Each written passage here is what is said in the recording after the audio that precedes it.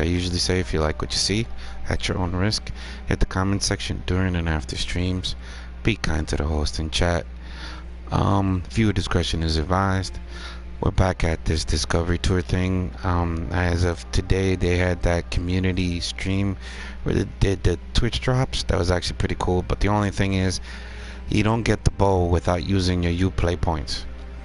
And I found out something else through the stream, that once you finish the Discovery Tour, you get to have a different color for Senu, the falcon that I think runs around with Bayek. So I'm gonna give it a try. I'm gonna try to finish this today.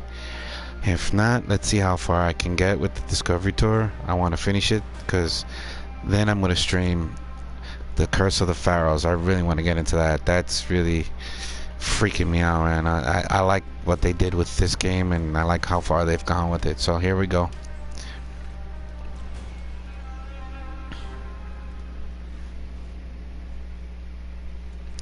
So nobody's commented on who they want to see next. I've been running around as Cleopatra, so I'm gonna switch it up. Probably gonna go as Bayek for a little while now, or Aya. Let's see how it goes. Anybody there in my chat, you know, tell me if you want to change the character. I've been running around like her, so let me know.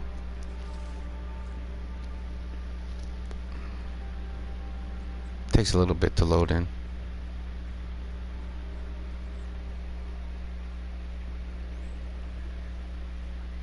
So far I've done all, you know what, I'll try Aya.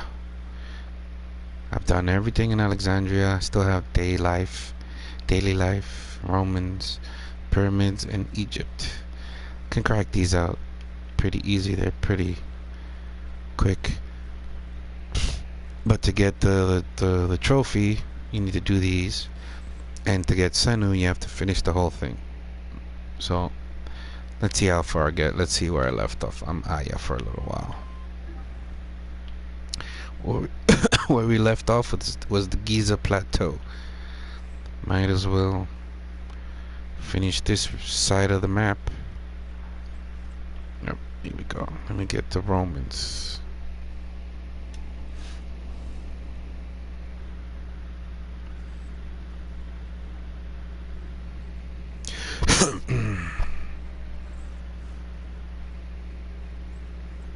Trying to finish this because I want those two things. I want that trophy, and I would like to get the other Senu. Plus, this is actually pretty interesting how they did a lot of research to make this game, and they took a little liberty here and there, but it was actually a really good game. A really good game. Welcome to Bringer of Life, the River Nile. River Nile. So I gotta take a boat. Here we go.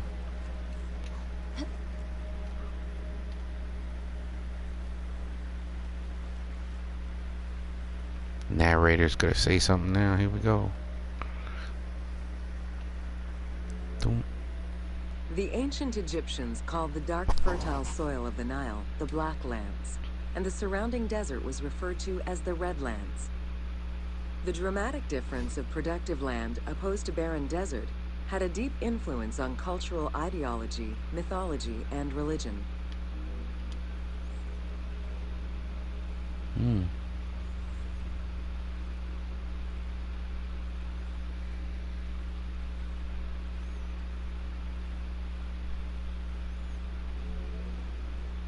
The Nile determined much of Egyptian civilization. For example, the seasonal cycle of the Nile was so consistent that ancient Egyptians created their calendar around it.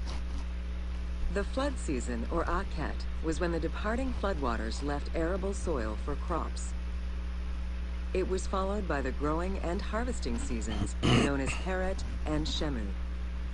These regular seasons, along with abundant wildlife and rich soil, meant that Egypt's denizens were able to nourish themselves and ensure their country's strength in trade.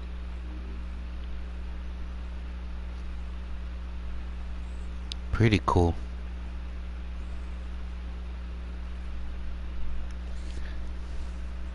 If you hear somebody in the background, I don't know if you do, it's my friend in my chat. Be answering couple of his questions from time to time. The River Nile, flowing from the south to the north, neatly traversed through both Upper and Lower Egypt. All of Egypt's major cities were built along this narrow ribbon of life.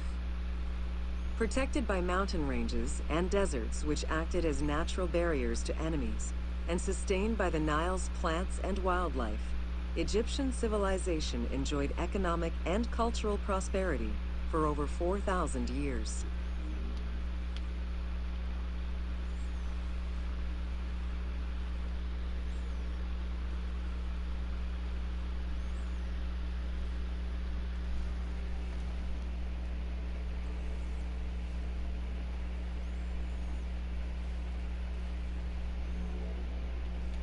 Both ancient Egyptians and ancient Greeks referred to the Nile as the river in their respective languages. Stretching a distance of over 6,700 kilometers, the Nile is one of the longest rivers in the world. It flows south to north, spanning 11 countries. The River Nile originates in the region of the Great Subequatorial Lakes, including one of the largest in the world, Lake Victoria near Tanzania.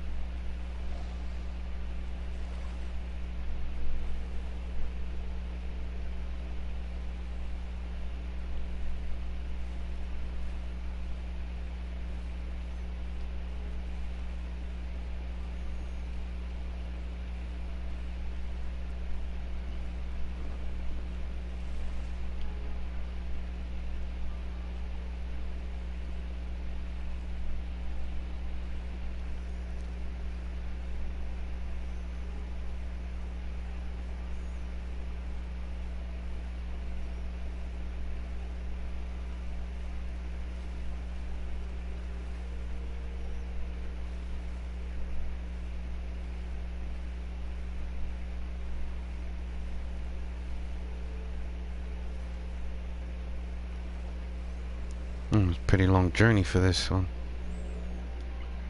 The river flows through African equatorial forests, swamps, volcanic lands, steppes, and deserts, splitting apart for a while and picking up various sediments from each region and carrying them all the way to Egypt.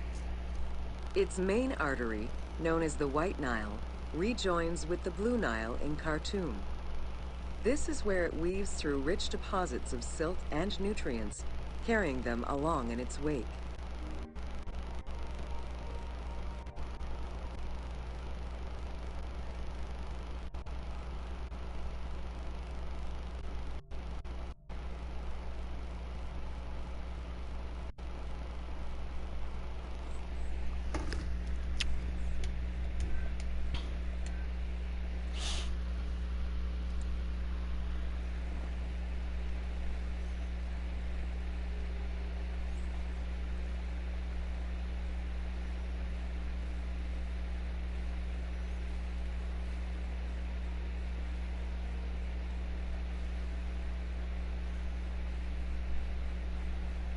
What's that beeping noise, dude?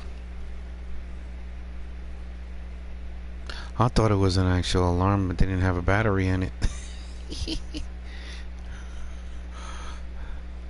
That's funny. Alright, next narrator section. Here we come. I'm riding a boat this time to it.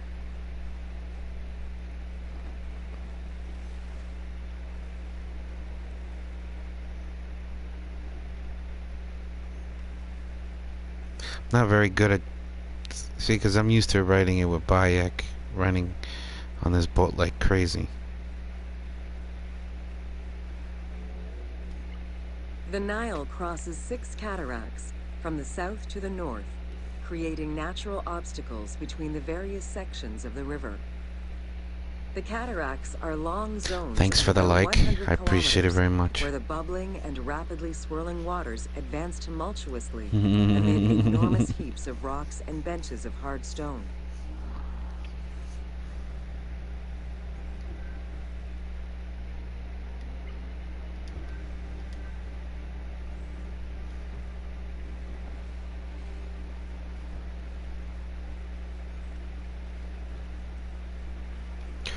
Alright, Roberto.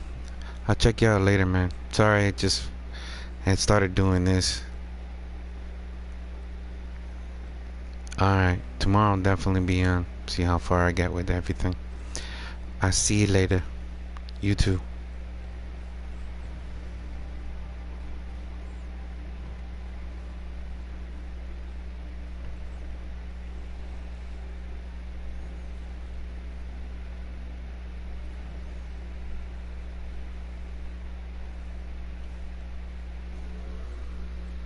It is after crossing Nubia and the First Cataract that the river officially returns to Egypt in Aswan. There are still 1,000 kilometers before it reaches Cairo and the Delta, bringing life to those living on its shores before it eventually empties into the Mediterranean Sea.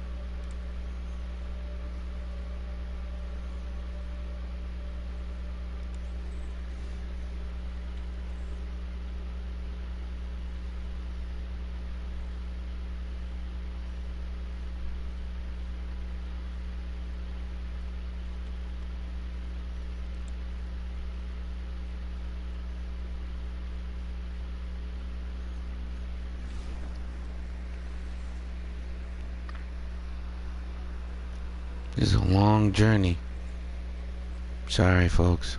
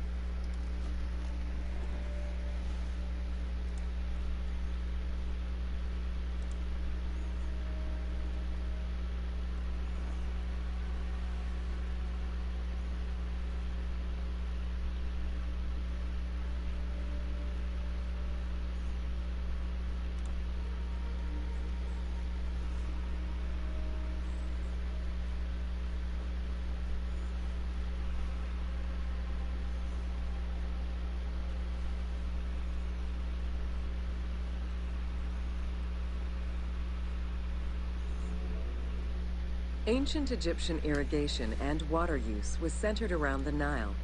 However, they also had access to streams and rivers, as well as several large lakes.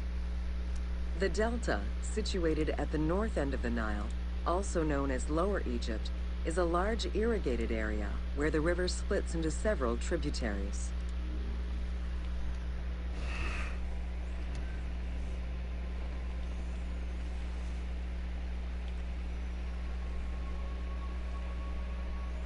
Man, I veered really far away from where I started from. Wow.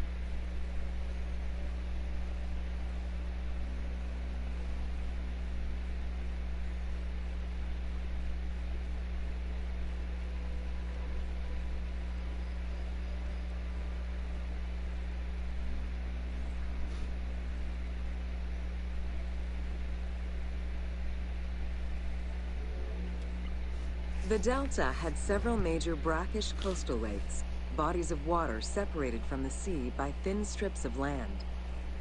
A mix of deep to shallow waters, salt swamps, and sand plains, these lakes were refuge to a wealth of species, as well as water and land plants. The occasional bandit could also be found sheltering within the denser reeds, waiting for the unwary traveler.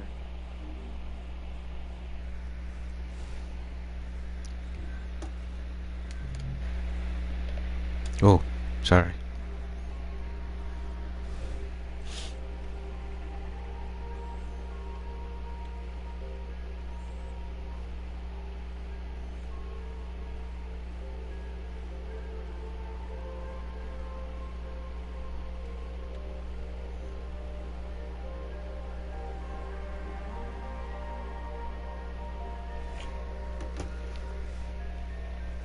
Okay, that's done.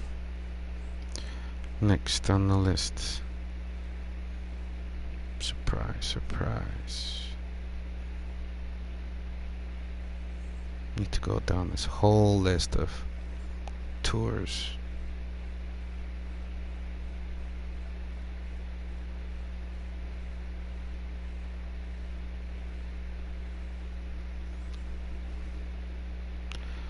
More pyramids.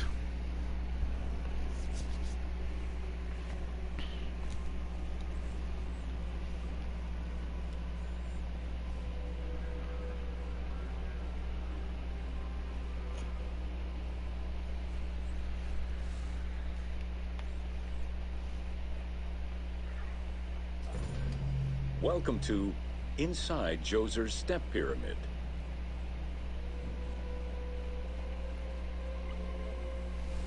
The architect of the Step Pyramid, Imhotep, was a man of great importance to Pharaoh Djoser and ancient Egyptians in general.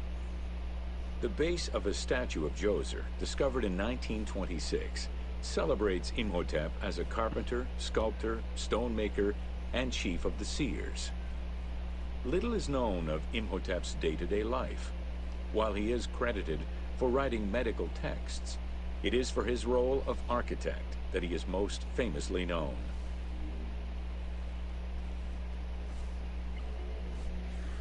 From the design of the pyramid to the elements within the complex itself, Imhotep set out to create something that would immortalize his king. An architectural achievement, the Step Pyramid was made from stone blocks instead of mud brick. It was the first time Egyptians built a monument of that height.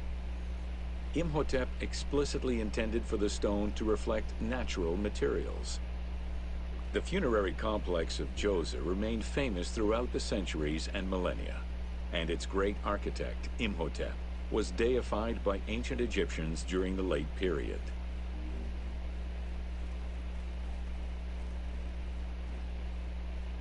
take a detour real quick. Nope, nope.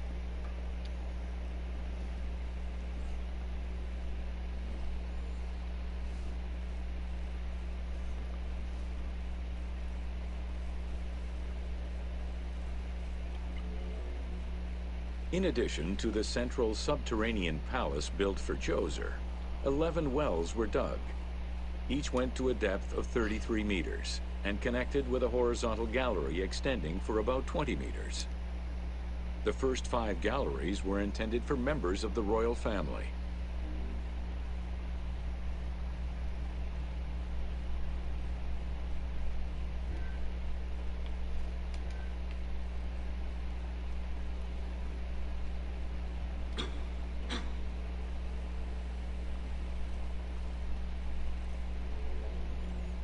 Two passages lead underground and branch off in 3 directions to various magazine galleries. This vast underground space accommodated sections for storage and ceremonial offerings. One of the tunnels, starting on the east side of the pyramid, contained 40,000 stone vessels, many of them belonging to the king's ancestors.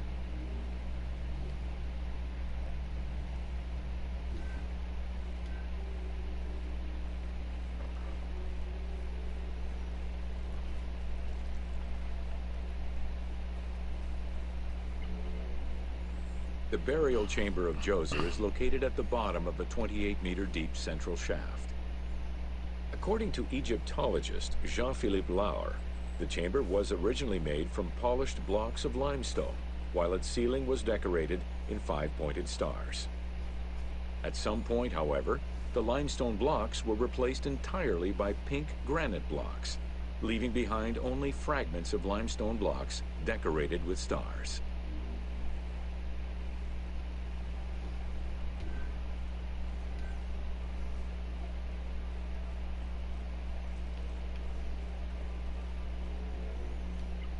At the foot of the chamber are many tunnels going in all directions.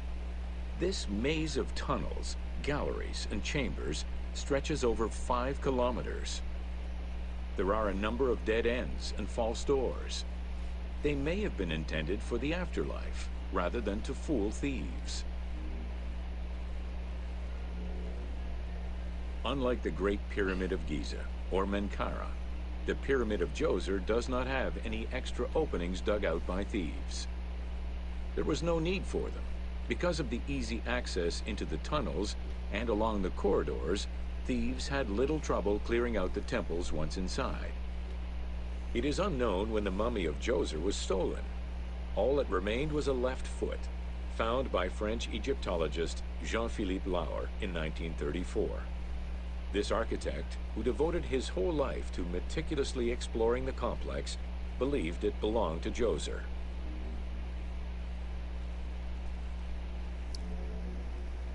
The Pharaoh's apartments, also known as the Blue Chambers, are decorated with blue-green tiles meant to imitate the reed matting that covered the walls and windows of his palace. The stone is carefully curved and painted to look like the rolled mats of open doorways and curtains.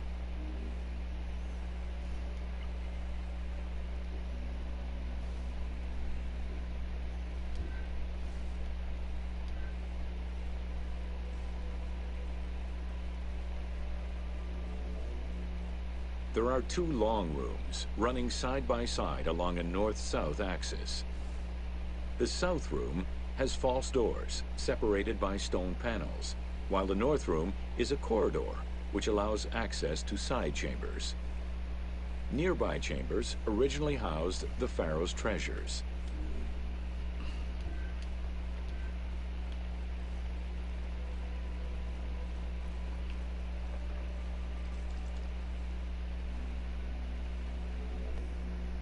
The door frames are made of fine limestone and carved with the king's name. As in the south tomb, reliefs are carved into the doorways. These reliefs show the king performing rituals and visiting divine sanctuaries for all eternity. Their interiors are fictive additions made by the team to add to the wonders of the tomb. It is clear from the elaborate detail and scale of the complex that this funerary monument was a technological marvel of its time.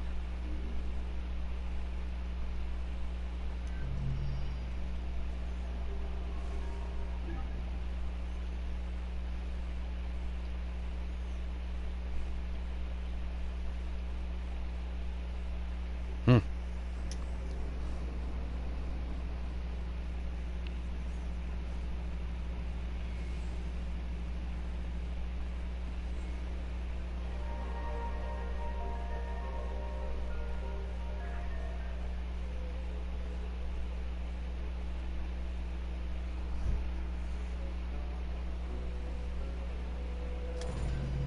Welcome to the Step Pyramid Complex of Djoser.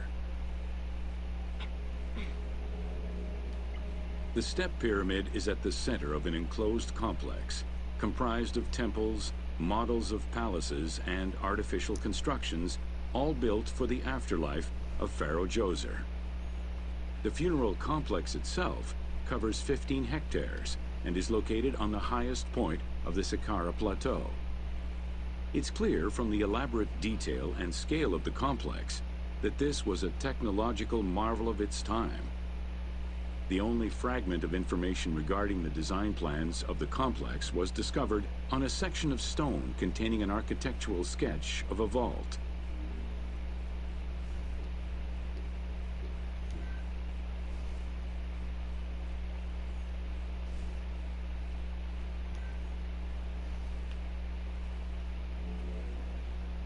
The Step Pyramid is the first monument built of stone, standing at 60 meters high.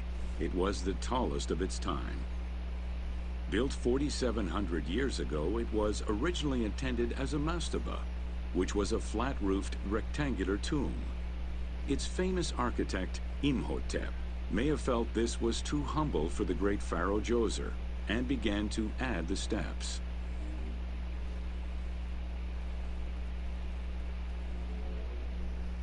The Step Pyramid complex is enclosed within a 1,600-meter-long wall that is 10 meters high. This large wall was made out of white limestone and oriented along the north-south axis.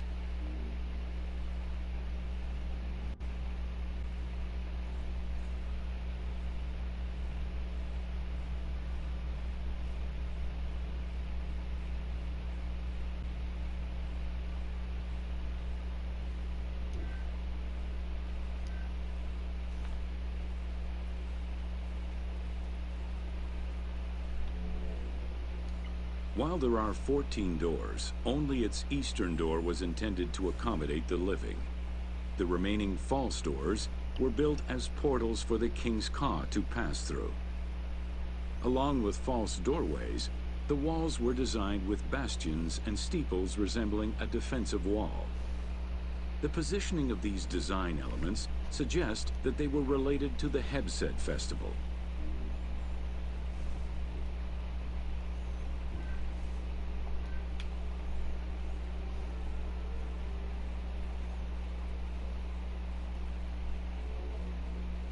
The only real entrance into the complex is at the end of a long, narrow passageway. This enclosure has a stone canopy carved to resemble wooden logs. At the end of the passage is a large opening. Meant to resemble a doorway, it has carved doors and hinges that are permanently open and immovable.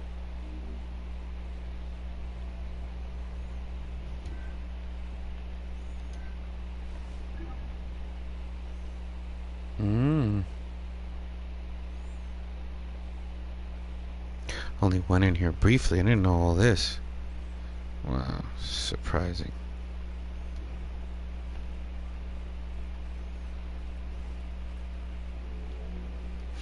The corridor is lined with 20 pairs of columns up to 6 meters high, built by stacking stone drums.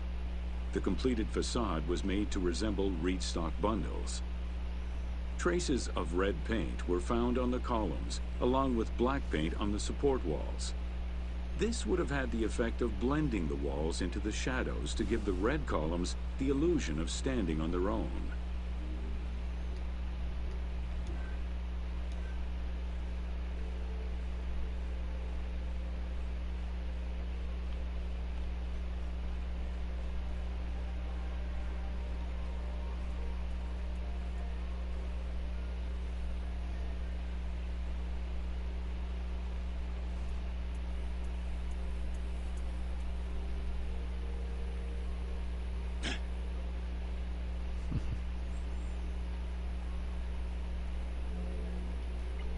Chambers are located on either side of the columns and are thought to be chapels representing the provinces of Upper and Lower Egypt.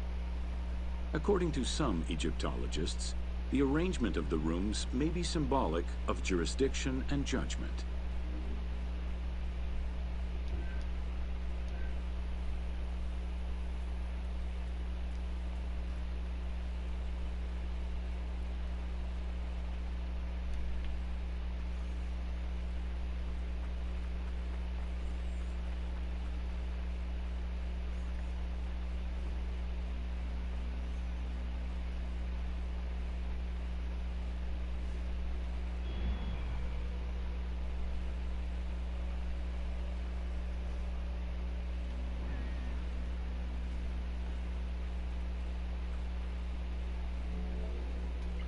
Guarded by a line of carved snakes, this tomb is located at the southern end of the courtyard. The burial chamber is beneath it, down a 30-meter deep shaft. The low-ceilinged chamber resembles a mastaba and is relatively intact compared to the later burial chamber. The tomb is made of pink granite, though there is evidence it was once polished limestone. Too small for a body, it is possible that the tomb was intended for the king's ka, or to hold the canopic jars containing the king's organs. Later traditions in burials would have the canopic jars in the same chamber as the body.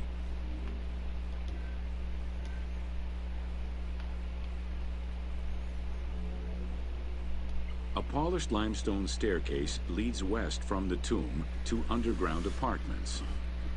Some of these rooms were intended to accommodate the king and his family in the afterlife. Many large jars of pottery were found, including some that still had deposits of beer, milk, and oil inside them. The false doorways are decorated with reliefs of the king taking part in rituals. In these reliefs, he is seen carrying agricultural tools, running, and performing a ritual for the reanimation of the deceased.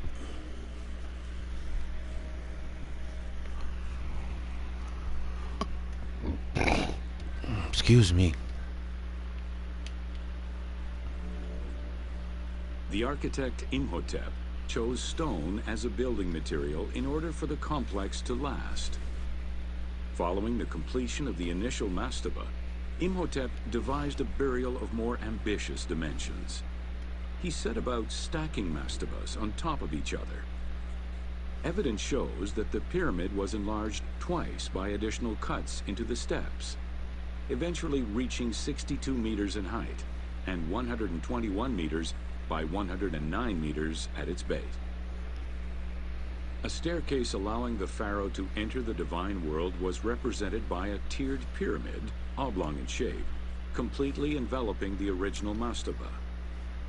The pyramid itself is a solid structure. All of the chambers and tunnels are beneath the structure.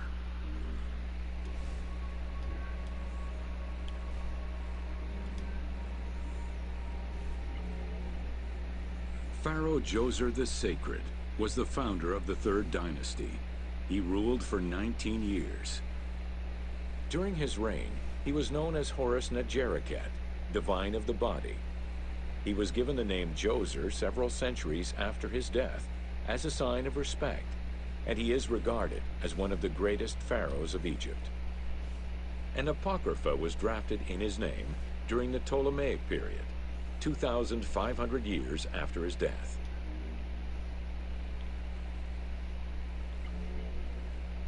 Djoser was associated with the sky god Horus in his human form.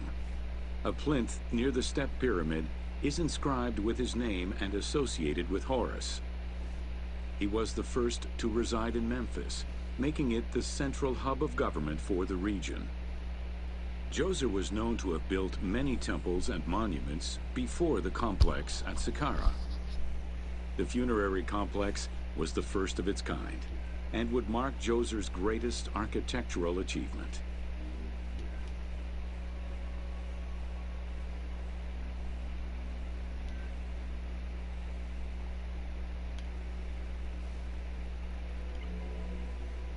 The funerary complex was built to resemble Djoser's palace. with the stone carved to imitate mud brick, trees, and reeds. Creating these details and softer textures in hard stone would have been a time-consuming, labor-intensive task. Much of the complex is designed to accommodate the Hebsed festival, allowing the king the ability to affirm his rule even in the afterlife.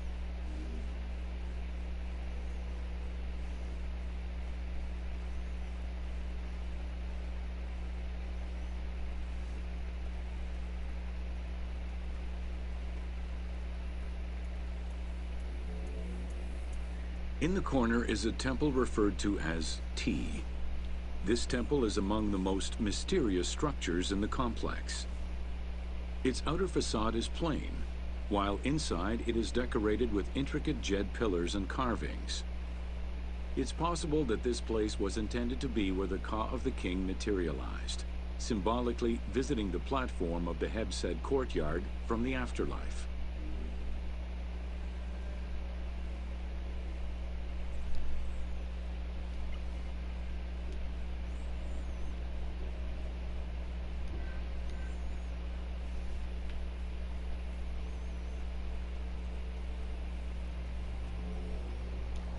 The Hebsed festival enabled the pharaoh to maintain universal order and renew godly powers.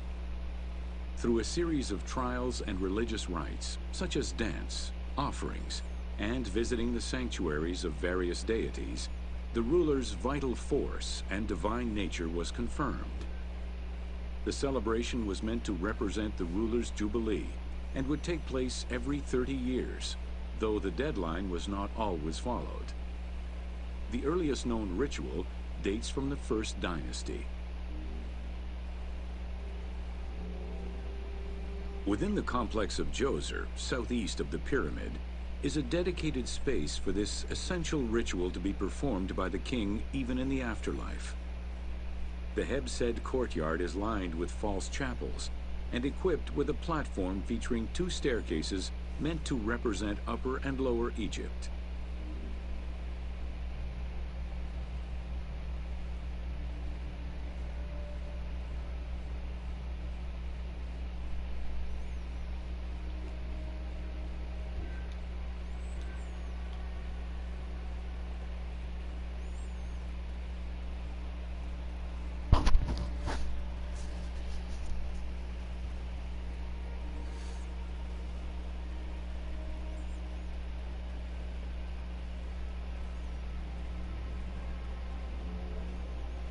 Located in the courtyard, the 2 pavilions are believed to represent the palaces of Upper and Lower Egypt.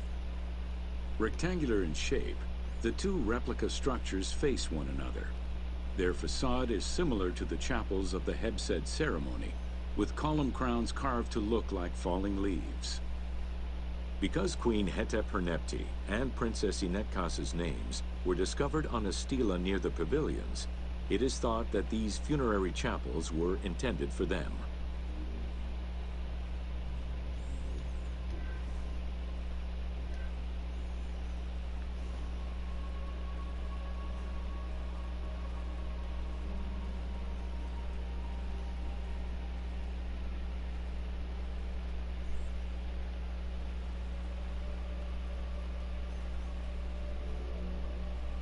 The funerary temple is on the north side of the complex, facing the stars where the deceased ruler was believed to travel after death. Within this temple was the pharaoh's serdab, or cellar. It is a small, enclosed space with one wall sloped to match the first step of the pyramid.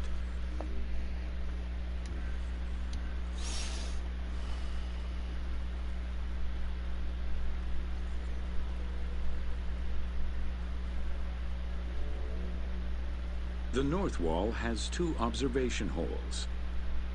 A statue of Djoser is seated on the throne, wearing a mantle and a tripartite wig with a crown known as a Nemes. Representing the king's Ka, this statue looks through the observation holes into the courtyard, enabling the king to observe the ceremonies and receive offerings in the afterlife.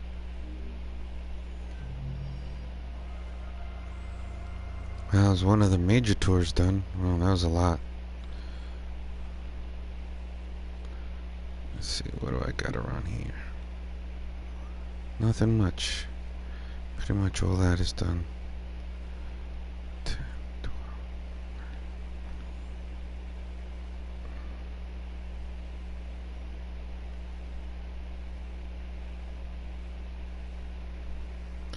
Might as well crack them out. Here we go.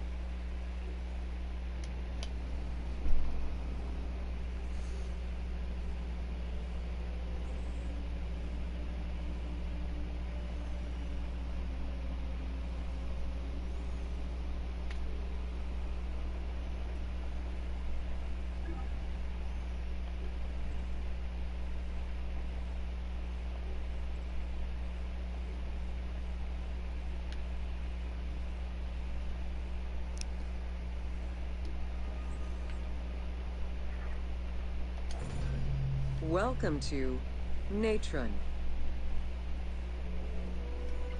Natron is a colorless salt that was used by ancient Egyptians for food preservation, cleansing products, and glassmaking. It was also used in the mummification process.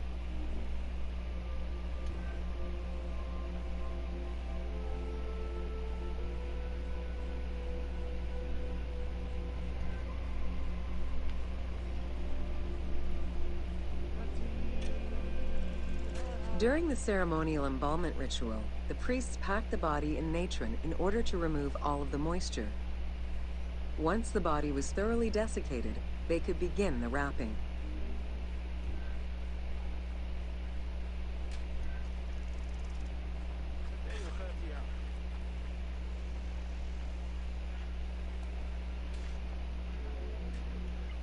Natron was mined in Wadi Natron. The main mining methods involved either cutting slices out of the lake bed when it was dry, or raking through mineral-saturated water to gather the mineral salts during the floods. Wow, interesting.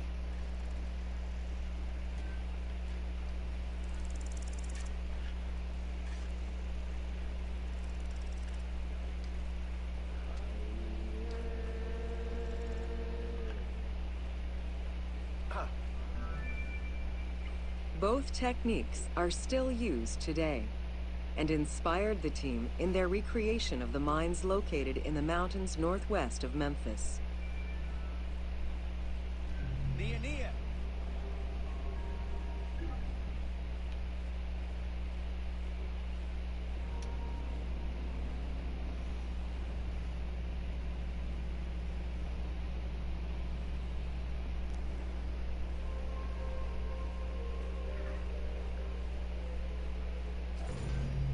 Welcome to the Red Pyramid of Dashur.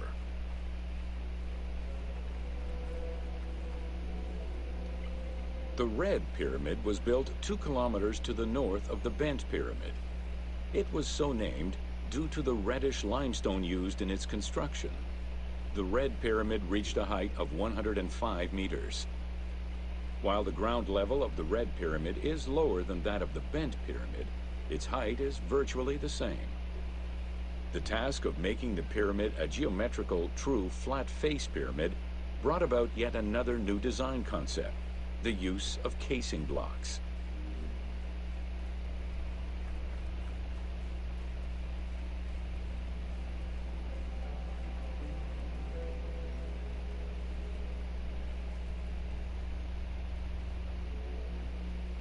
The descending corridor of the pyramid, which opens to the north, arrives at ground level, where 2 almost identical spectacular chambers with high ceilings are aligned north to south and connected by a short horizontal passage.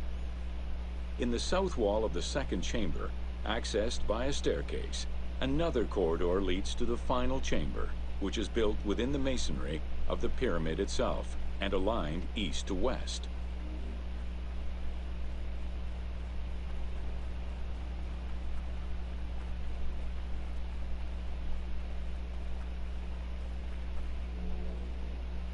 The annexes of the Red Pyramid consist of a small funerary temple located to the east. A causeway presumably ran due east from the temple, but it has yet to be excavated.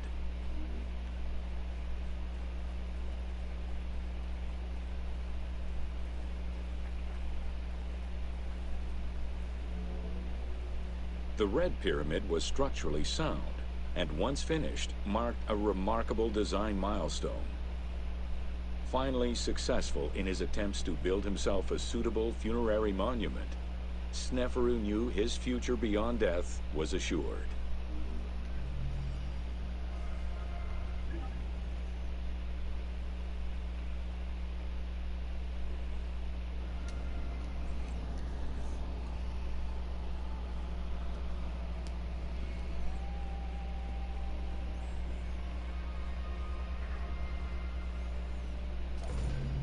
Welcome to the Bent Pyramid of Dashur. After the construction of the Meidum Pyramid failed, Sneferu transferred his residence and the official necropolis to Dashur. There he began construction on his second attempt at a funerary monument. The resulting structure, known as the Bent Pyramid, is the only one of its shape in Egypt.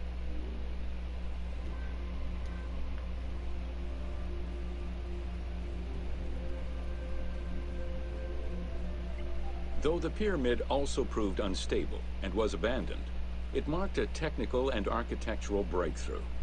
Heralding an important design transition, the Bent Pyramid displays a shift from the step pyramid to a functional smooth-sided pyramid.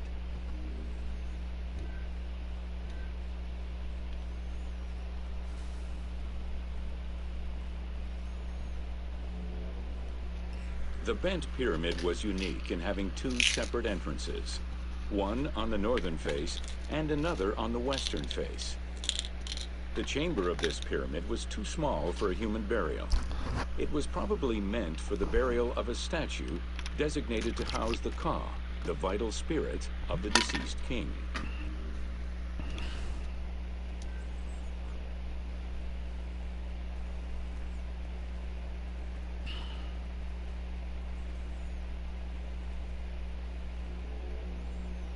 With the Bent Pyramid, architects successfully experimented with a completely new idea: to build the pyramid with a core of huge stones settled on a progressive horizontal design. This way, each construction phase could be completed in a single stage, allowing the architect complete control over every design element. Unfortunately, these precautions did not prevent sagging or cracks in the interior rooms of the pyramid. Sneferu abandoned the monument and began the construction of yet another pyramid.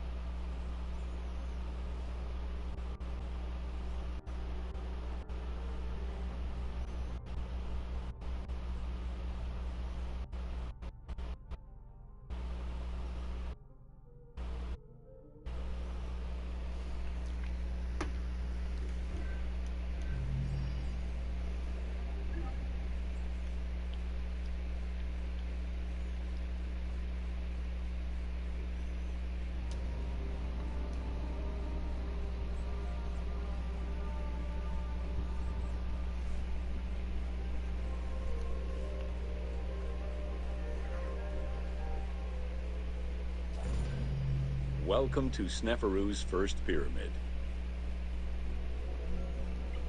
With the long reign of Sneferu, the first king of the Fourth Dynasty, the most brilliant and creative period began for the construction of funerary monuments in Egypt.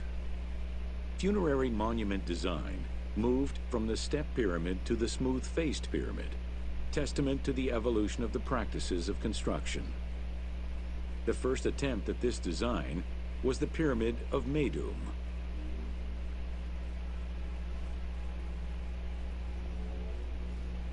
While Sneferu's monument started as a 7-stepped pyramid, it was later altered into an 8-stepped structure.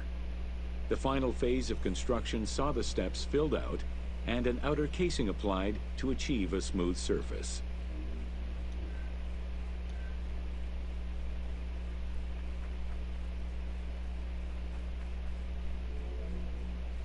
The smooth dressing of the walls did not provide sufficient bonding, however. and the outer casing did not rest on sound foundations. As a result, the bases of the 4 outer buttress walls gave way, causing the walls to slide down and collapse. While the Meidum Pyramid was abandoned due to design flaws, it showcased other innovations that would impact all future pyramid designs.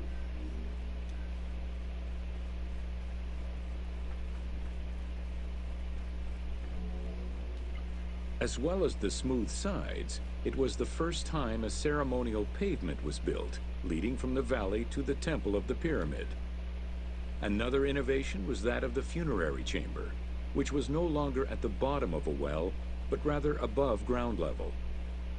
This change signaled the beginning of the 3-bedroom system.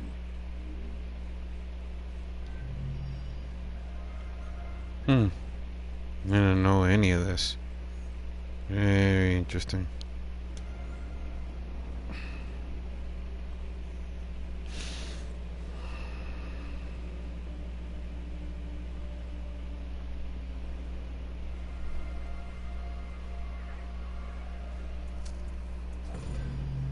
Welcome to Evolution of Pottery in Ancient Egypt. Excavations all over Egypt have uncovered enormous quantities of pottery vessels of all shapes and sizes. The production of pottery was mainly confined to the outskirts of settlements due to the materials required and to keep the kiln smoke away from inhabited spaces. The function of the product determined the selection of the raw material, its treatment, its form, as well as the finishing of the surface.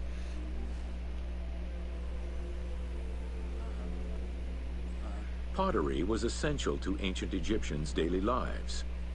It was used in all aspects of life, from the storage of grains and liquids to containers within the tombs of necropolises. The most common pottery was made from Nile silt that resulted in a reddish-brown clay. Limestone clay, which made for more attractive pottery, was only found in Upper Egypt. Early pots were made from pinched or coiled clay. Chopped straw, ashes, and other minerals were added, and the mixture was then smoothed and decorated before being put in the oven. Pots were fired in bonfires or enclosed within a brick kiln.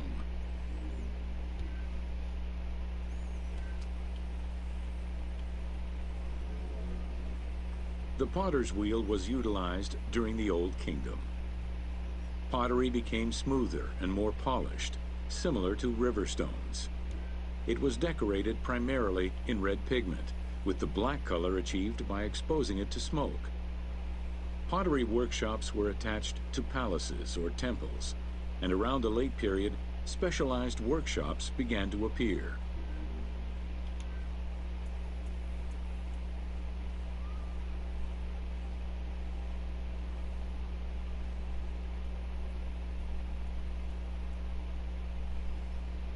Pretty cool.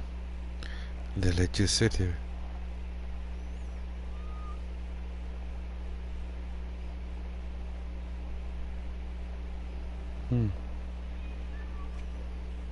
It's here.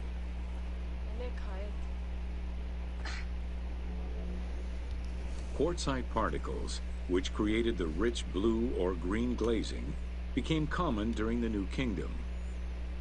Mediterranean motifs and tin-based glazing came with the Greco-Roman era.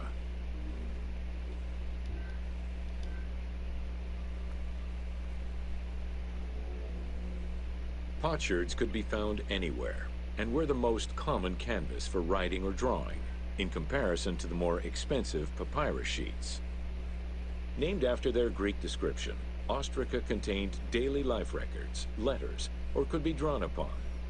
Artists drew sketches for temples and tombs, or simply for leisure.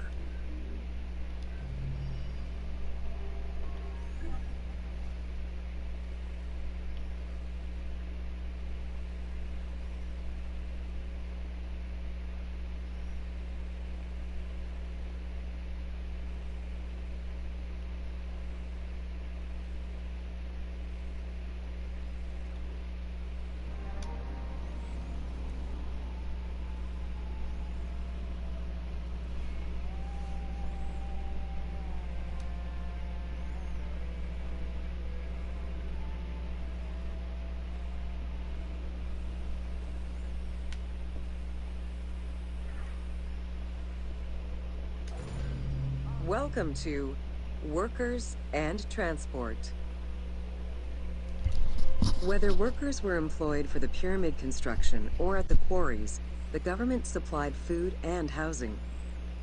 Workers for the pyramids and royal necropolises were housed in more permanent villages, such as the famous Deir el-Medina. Quarry workers had more temporary lodgings. All skill levels were needed and utilized, from basic work hands to prepare the gypsum, to brickmakers and sand carriers, to skilled stonemasons to shape the blocks.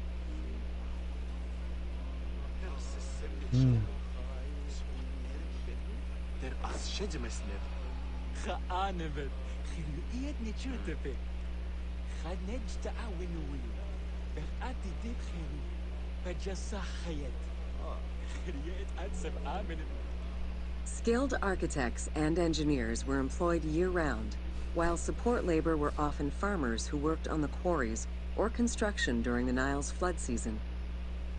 The basic laborers were hardworking and versatile. Many may have been farmers who joined the construction during the off-season. Hieroglyphs found in the work villages listed assigned job titles. Archaeological research shows that no food was stored or prepared on site, but instead workers received abundant rations of bread, beer, and meat. These rations were taken care of by an administration outside the village. Medical treatment was also available for those who were injured. They had a real good system. They worked really hard on this.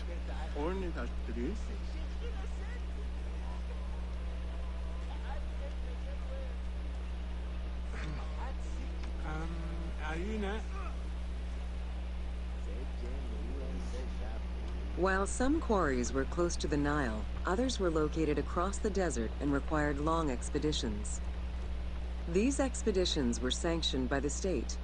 They involved complex logistics and required many participants. Transporting a block by land meant that workers had to overcome the weight and friction of the load.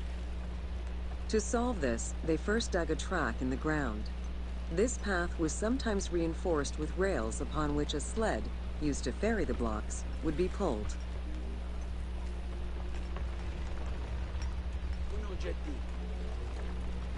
Whenever possible, blocks were toppled from a higher elevation onto the sled. Workers then poured water onto the clay at the front of the sled, creating a slick surface to more easily move the load. It wasn't until the New Kingdom that animals were used to tow the burden.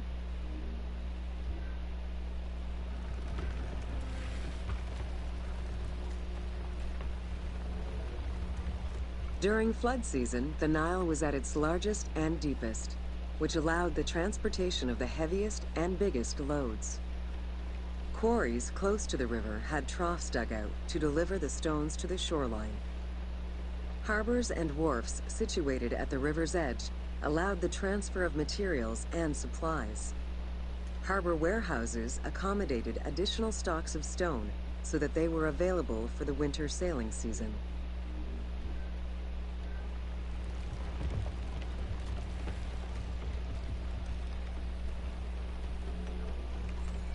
The Uwadi el-Jarf papyri detail a limestone load intended for the Khufu pyramid that weighed in at 70 to 80 tons, or 30 blocks.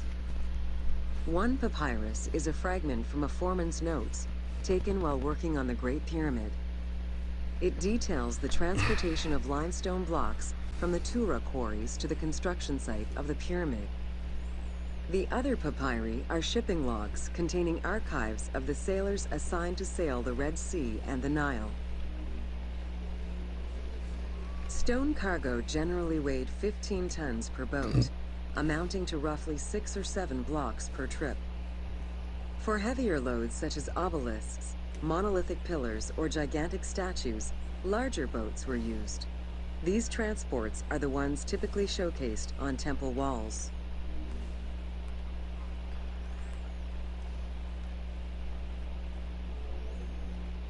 River transportation was the most efficient way to ferry stone blocks between the quarry and the construction site. Blocks were transported by flotillas of several types of boats. The most detailed illustration of transport by river is a relief of Queen Hatshepsut's barge with an accompanying flotilla.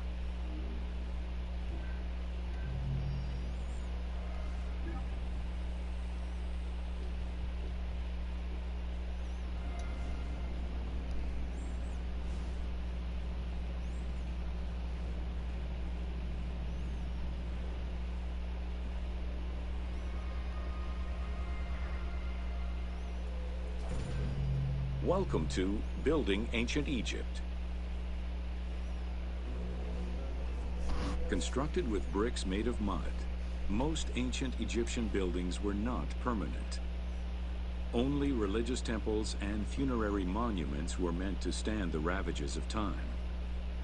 For these very important structures, Egyptians used limestone, sandstone, and harder materials, such as granite, quartzite, and travertine.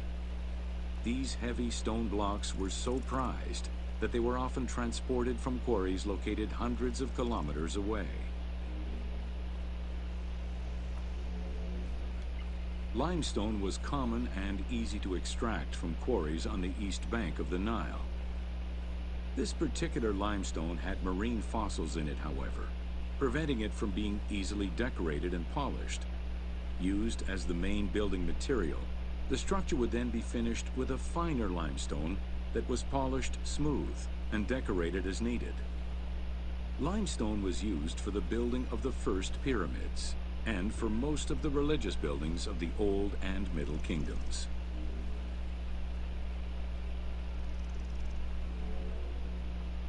Ancient Egyptians preferred to use sedimentary rock beds or layers like sandstone and limestone, because they were often easier to extract.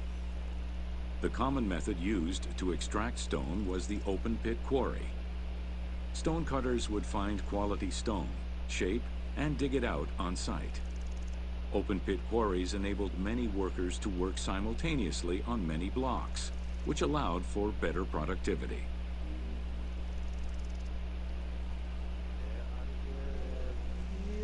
Workers would draw a large grid directly on the stone's surface, taking care to leave a space between the blocks. This allowed them to isolate the different blocks and create a trench that would make the extraction easier. Stoneworkers used iron chisels for hard rock and bronze or copper tools for softer rocks such as limestone. Removing material between each block created a trench line. In some quarries, that trench was wide enough to accommodate a worker, who would then cut the block entirely on site. For harder rocks like granite, workers cut a series of holes and hammered wooden wedges into them. They then soaked the wood until it swelled and caused the rock to split.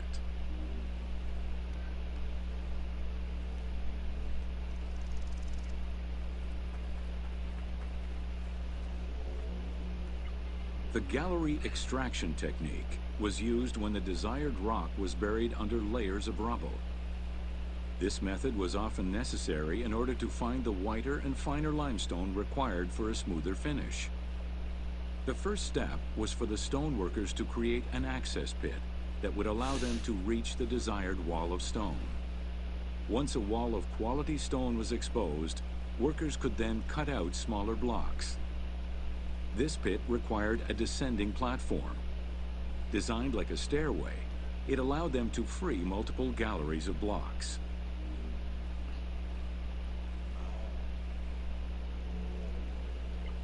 To cut the stone, they created a longitudinal kerf, or slit, and then cut the rock at a 90-degree angle. The lower side was determined along the geological layers or by using a horizontal cut. Wooden wedges were inserted in the rock and hammered in. Shock waves were then generated using hammers, fracturing the blocks at the seam.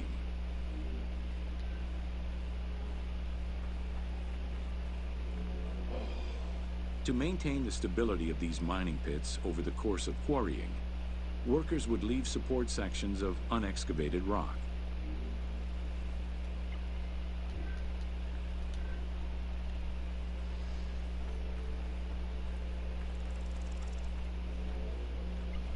In every quarry, dedicated shrines were established to offer protection for the workers. In particular, Serket, the scorpion goddess, was considered a very powerful deity among quarry workers. Every mine and quarry of ancient Egypt included a scorpion charmer, who was said to use magical powers to ward off the dangerous insects and keep the workers safe. Pretty interesting stuff, man.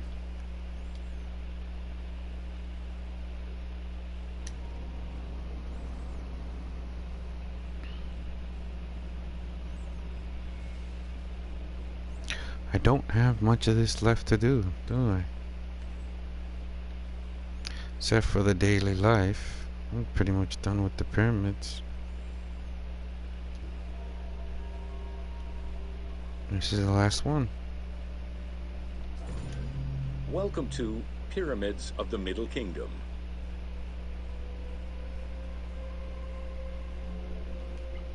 During the Middle Kingdom era, the powerful rulers of the 12th dynasty resumed the tradition of elaborate pyramidal tombs. For example, Amenemhat I built a funerary complex in Lisht, and Senusret II selected the Elahun site in the Fayum.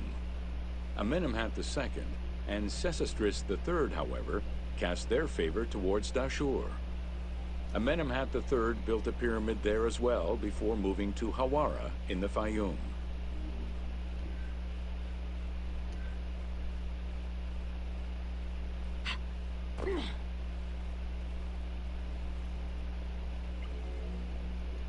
The plundering of tombs in troubled times prompted the architects of the Middle Kingdom to devise increasingly complicated means of security during construction. As such, while the architectural plans of the Hawara pyramid were simpler than the one at Dashur, the means used to protect it from looters were much more elaborate. Beyond the use of blind passages and concealed trapdoors, the architects relied on a system of stone slabs, which were slid into place at the end of construction. These massive stone slabs were meant to permanently block the passageways leading to the funerary chambers.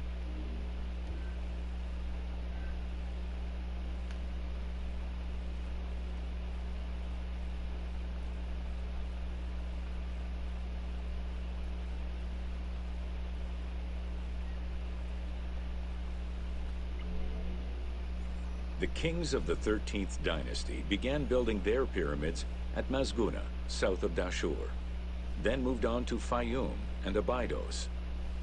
The kings of the 17th dynasty, however, satisfied themselves with crowning their cave tombs with small pyramids of raw brick. The kings of the 18th dynasty gave up the shape of the pyramid as a royal tomb entirely. They chose a mountain with a pyramidal shape in the Valley of Kings and dug their graves there.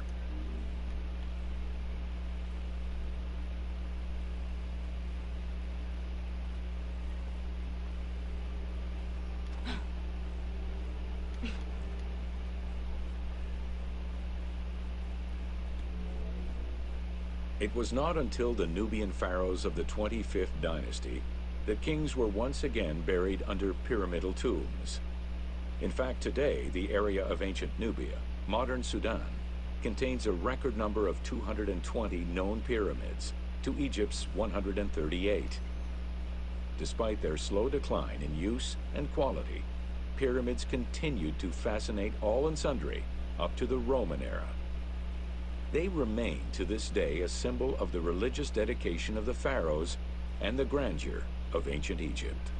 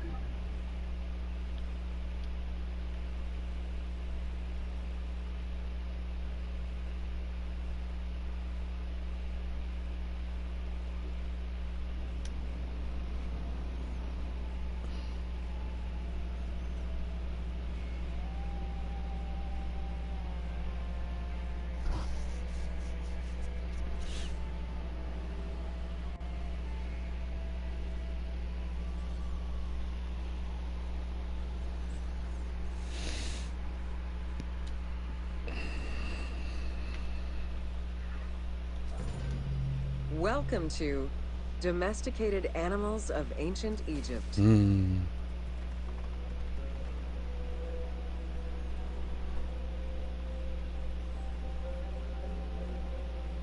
Agriculture and domesticated livestock were introduced 6,000 years ago. Archaeologists have found traces of cattle, donkeys, pigs, and dogs.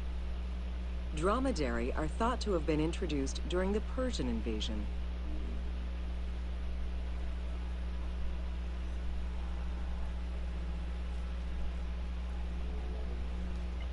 Pets were deeply cherished in ancient Egypt. Many illustrations of children often include a pet in the depiction.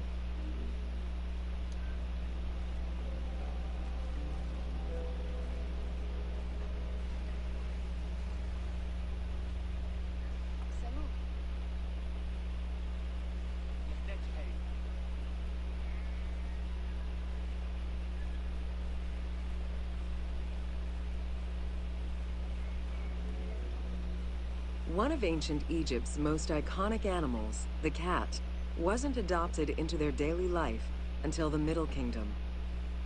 Since they were so highly capable of killing snakes and rodents, cats were present throughout every period.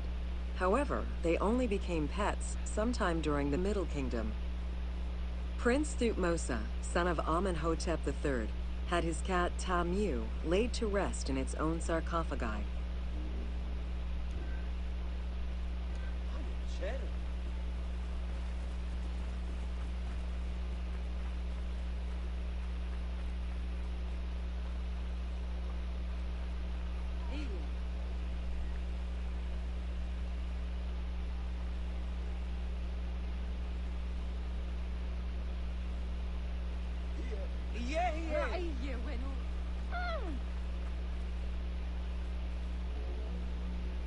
The earliest reference to dogs dates back to 5000 BCE.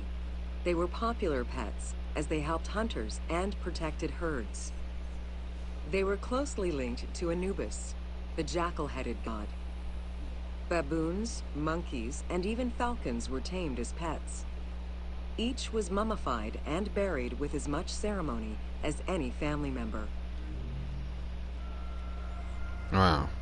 Yeah, that I knew about, though.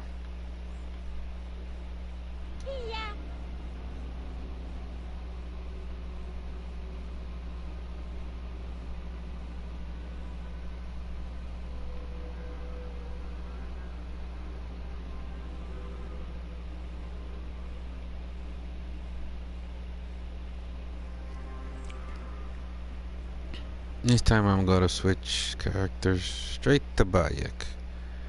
This time, one of his other incarnations of Bayek.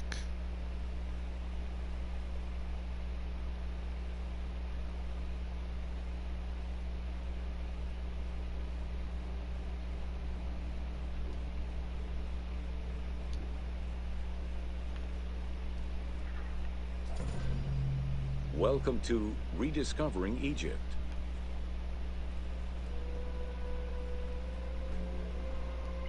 In the 19th century, the increased intensity of tourism and excavations, as well as the outflow of antiquities to other countries, threatened Egypt's archaeological heritage.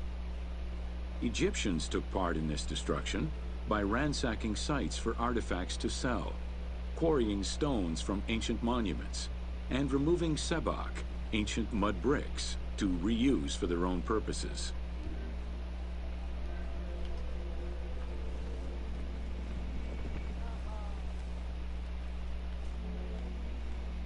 A major step in conserving Egypt's heritage was taken in 1858, when the Viceroy of Egypt created the Antiquities Service. Supported by a team of foreign scholars, Auguste Mariette exerted an iron grip on the service. He carried out his work across Egypt and into Nubia, intervening on almost every major site. Aware of the necessity of keeping unearthed artifacts in Egypt, Mariette requested a museum be created for that purpose in 1858. This museum was the ancestor of the Egyptian Museum.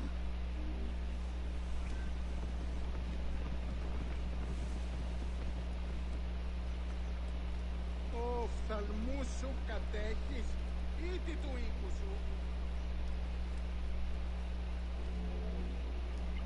Gaston Maspero, Mariette's successor, expanded and reorganized the Antiquities Service and instigated laws regulating the export of artifacts. French scholars ran the service until it passed into Egyptian hands in the 1950s. As of the mid-19th century, Egyptology was fast becoming a recognized discipline within both private institutions and learned societies.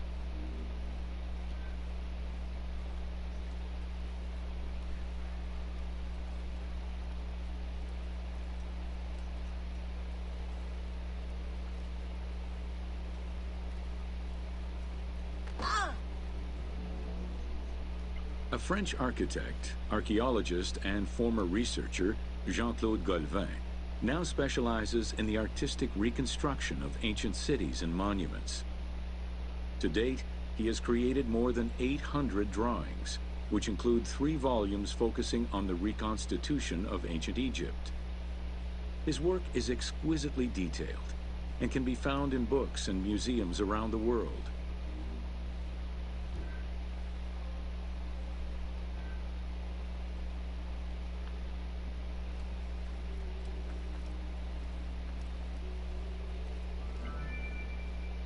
The team was thrilled to collaborate with Jean-Claude Golvin in order to recreate Egypt for the game.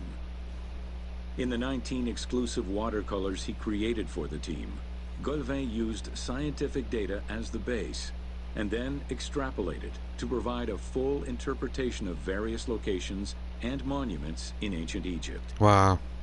Both early sketches and fully rendered images were then used by the team as references while building the world of Assassin's Creed Origins. Pretty nice.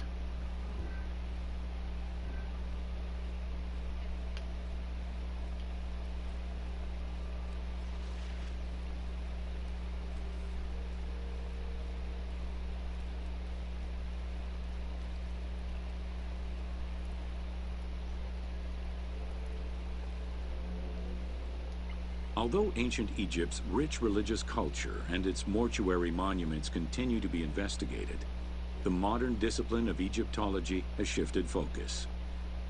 Rather than single-mindedly retrieving impressive artifacts, Egyptologists today focus instead on increasing the body of knowledge. In the past, excavations took place in the field, and while that is still the case today, much of the work on Egyptology now takes place in libraries and archives.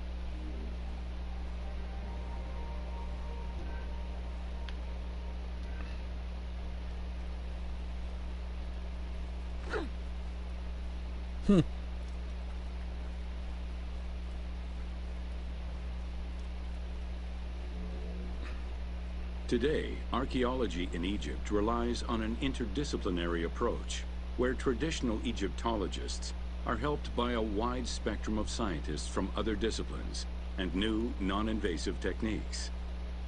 GPS data, satellite imaging, and ground-penetrating radar allow archaeologists to gain a sense of what lies underneath the ground before excavating.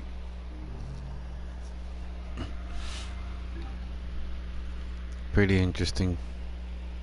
Pretty interesting.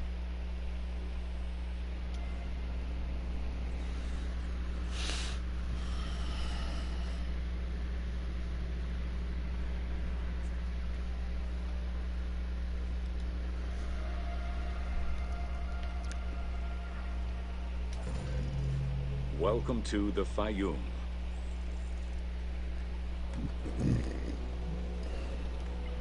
The Fayoum Oasis is an enormous basin in the western desert that formed from the Nile's overflow. As such, it is not considered a true oasis, though it gives its name to the region, which covers Lake Moeris. The oasis harbors some of the oldest archaeological artifacts of the region, indicating that the area has been inhabited by hunters and gatherers since the Neolithic period.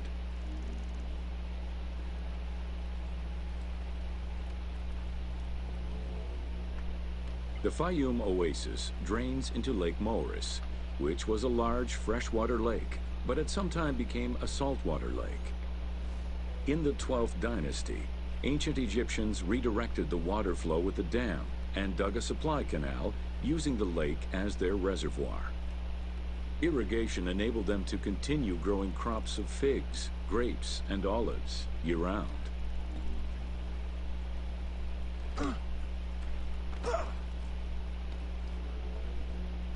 Reed boats, feluccas, triremes, and kerkeros were the most commonly found craft within the landlocked waters of Egypt.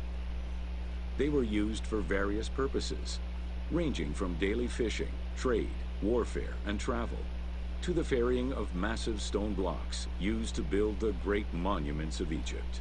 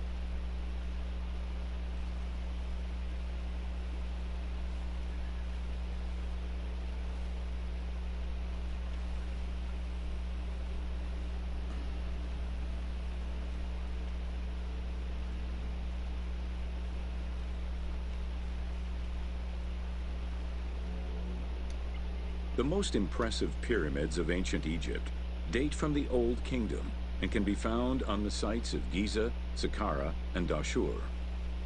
However, one particularly famous pyramid of the time is located elsewhere. During the Middle Kingdom, some pharaohs chose the Fayum as their final resting place. One such ruler was Amenemhat III. His pyramid left a mark on the imagination of antique chroniclers. They refer to it as the Labyrinth, mostly due to the vast mortuary temple complex at the foot of the pyramid. Herodotus mentioned that he had visited 12 courts and over 3,000 of its chambers. But he was also well known for being prone to hyperbole.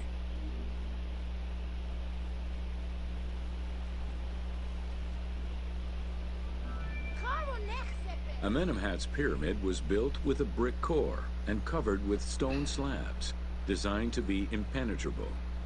The burial chamber, made out of a single block of sandstone, is unique in its design. Richard Lepsius and Flinders Petrie both explored the pyramid site, measuring 385 meters by 158 meters, and identified it as the location of the labyrinth. Their research conditions were difficult, as most of the site had been submerged by the nearby canal. Furthermore, the stones from the complex and the outer casing of the pyramid had been quarried away long ago. Ubisoft decided to give life back to this lost monument and the many crypts that were said to be devoted to the sacred crocodile god, Sobek.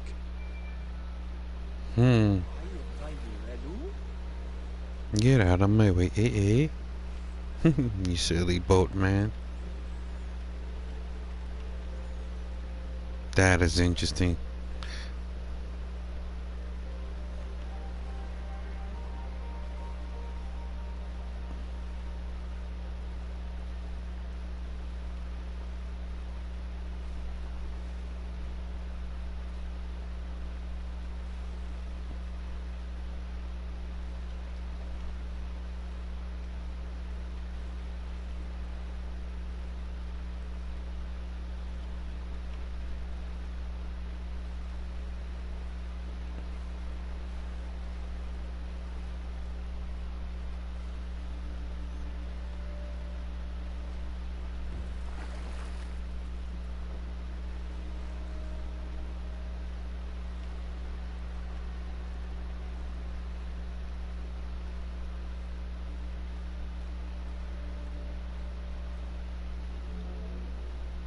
Founded during the 5th dynasty, the site was popular during the 12th dynasty under the name of Shedet.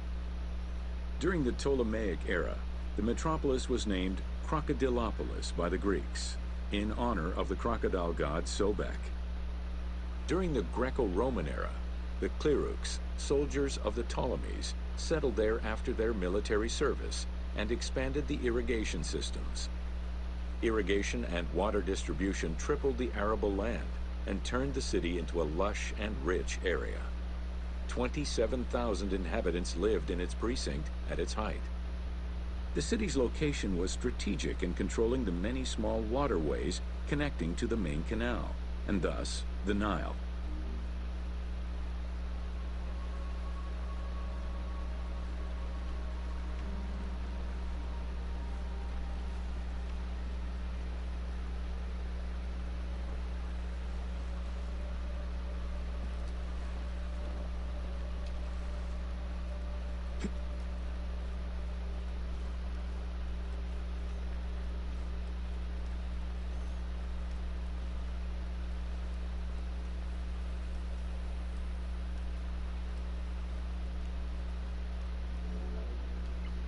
The region's main cult was that of Sobek of Shedet, a divinity associated with water and fertility, both very important to an area that depended on irrigation. Many local villages had the title Town of Sobek added to their official designations. During festivals, ancient Egyptians recited hymns to Sobek, asking for his divine intervention. Greek settlers, and later Romans, would help the Temple of Sobek's economy to flourish by adopting the local embalming mortuary rites. Their sarcophagi were beautifully painted and adorned with amazingly realistic portraits. Very similar to the cult of the Apis bull in Memphis, a living crocodile was worshipped within the precinct of Crocodilopolis's main temple. Known as Sobek to the Egyptians and Sukkos to the Greeks, it was reported by Strabo that priests fed it with meat, wine, and honeyed milk. They covered its body with jewels and gold. After its death, it was embalmed and placed within the crocodile's grotto, alongside thousands of other mummified crocodiles.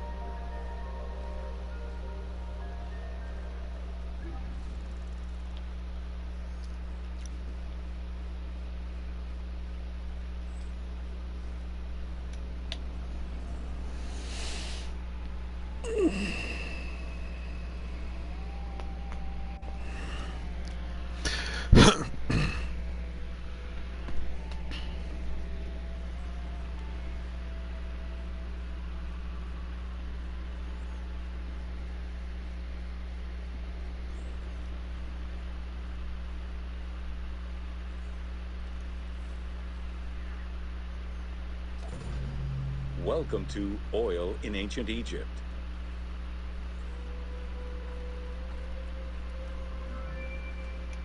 Castor, sesame, and moringa were the source of the most common oils in ancient Egypt. Oil was used for various purposes: cosmetics, medical treatments, nutrition, perfume, athletics, and rituals, to name a few. The team decided to use oil as an explosive to add more gameplay opportunities for the player.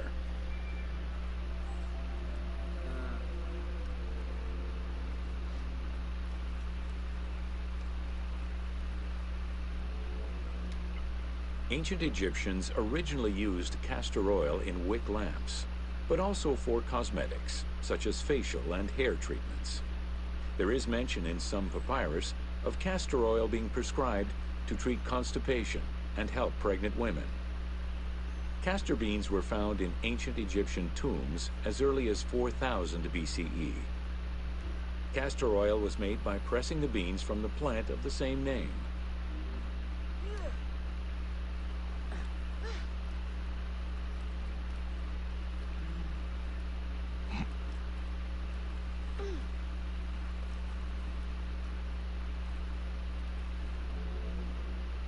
Olive trees were present, though scarce, in ancient Egypt's early history, and olives were mostly imported from Syria and Palestine. Their use and cultivation remained uncommon until the mass arrival of Greek settlers during the reign of the Ptolemies, when demand increased sharply. Olive trees were normally found in the region of the Fayum and the lands surrounding Alexandria.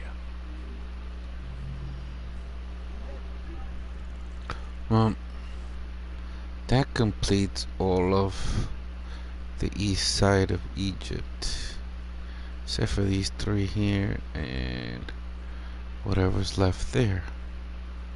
Oh well, I have pretty much finished this whole thing. This is gonna pretty much finish today. Let's get to those three that I have not done here.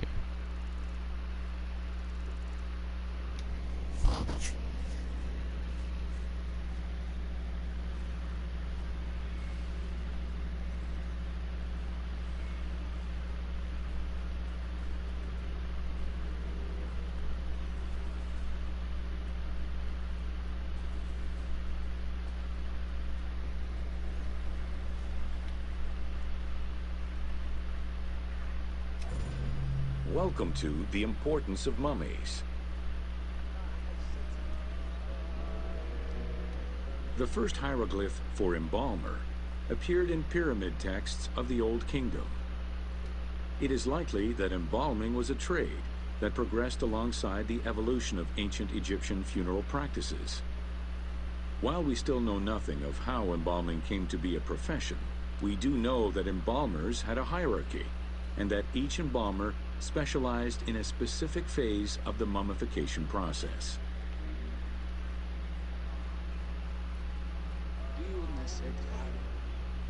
The mummification techniques were jealously guarded by embalmers from generation to generation. Despite their efforts, Herodotus and Diodorus discovered their methods in late antiquity, but historians were skeptical about the validity of the texts.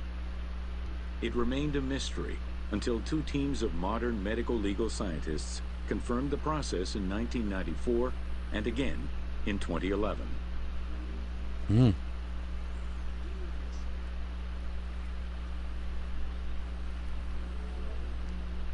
The Uabet, meaning the pure place, was where the embalmers mummified the bodies of the deceased. Until the end of the Middle Kingdom, it was located in tents at the edges of the city due to the smell of decomposition. In the New Kingdom, however, the Uabet was located within the city limits, though still in open-air spaces.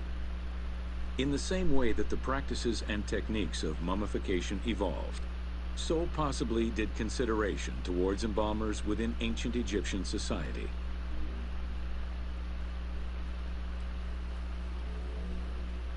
The pharaoh had access to the most elaborate of mummification rituals. The richer citizens of Egypt also enjoyed complex embalming options, though none of them allowed for the removal of the brain or viscera. After purifying the body, embalmers injected a liquid through the rectum, sealed it, and allowed the mixture to settle. They then plunged the body into natron for up to 40 days. Once the body was dried, the seal was removed, and the entrails flowed out with the injected liquid, leaving the skin and bones of the deceased to be wrapped in linen and returned to the family for burial.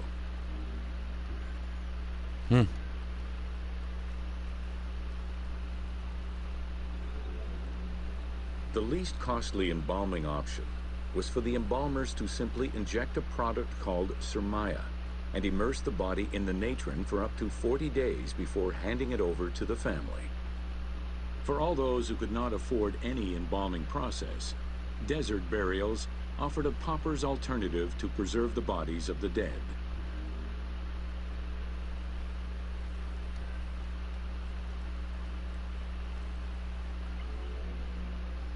Egyptian civilization has always appealed to Westerners, even before the Greek and Roman invasions. As early as the Middle Ages, mummies discovered by travelers were often sent back to Europe. Curio cabinets, dating from the 16th and 17th centuries, usually included pharaonic artifacts in their collections. The Egyptomania phenomenon was heralded by Napoleon Bonaparte's Egyptian campaign, which lasted from 1798 to 1802. The following years were marked by a resurgence of interest from rich enthusiasts and scholars who exposed Egypt to the general populace. Many research societies focusing on Egyptology were founded during those years.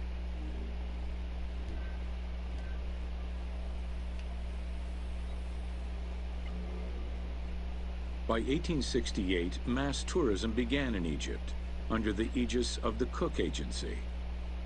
The rich would indulge in leisure trips to Egypt and bring back mummies. Upon their return, they would organize evenings that consisted of unpacking mummies and removing strips of linen and amulets layer by layer.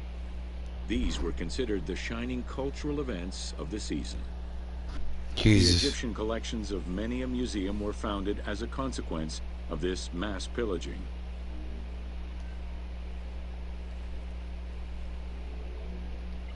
Thanks to those dubious parties, the fantasy of a mummy coming back to life, seeking revenge on its defilers, was born. The mummy malediction myth has remained steady in popular culture ever since, particularly in written media and cinema.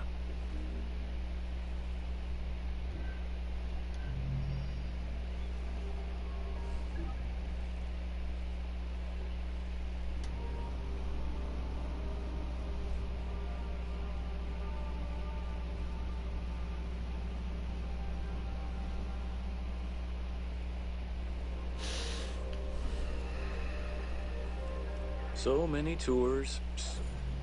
Welcome to Temples and Rituals of Ancient Egypt. During rituals and festivals, the god was carried on a solar barge between the areas of a temple or the temples of different cities. Funerary carvings and paintings covering thousands of years, as well as the Book of the Dead, depict the same ship and oar design. Solar barges have been uncovered near or within several pharaohs' tombs. They were intended to carry the pharaoh into the afterlife.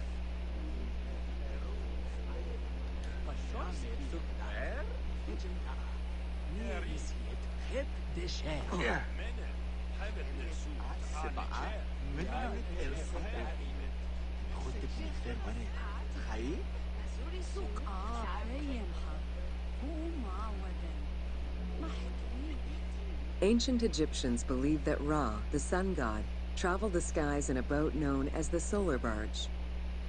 The solar barge was believed to cross over to mythological lands.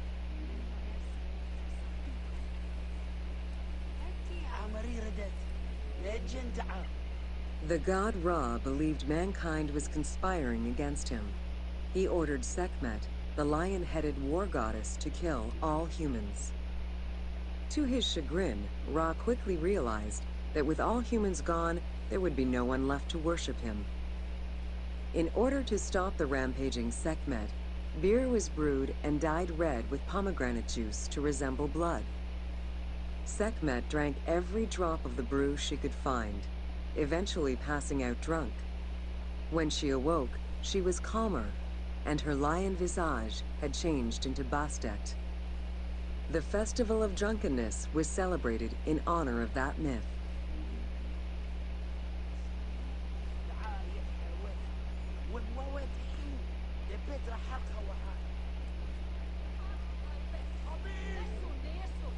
Unlike the daily rituals that took place in the temple and were performed by priests, festivals allowed the entire population of the city to participate. Festivals helped mark the passing of the seasons in the agricultural calendar. In reflecting the cycles of life, festivals offered a sense of consistency and structure for the regular citizens, thus reinforcing the sense of order that pharaohs were to provide for the citizens of Egypt as part of their godly duties. The importance of these festivals is demonstrated by their longevity. Records show that Osiris festivals occurred for more than 2,000 years. Some festivals serve to reinforce state control and promote the king's reign. Both the Opet and Set Jubilee festivals were specifically intended to celebrate the renewal of the king's power.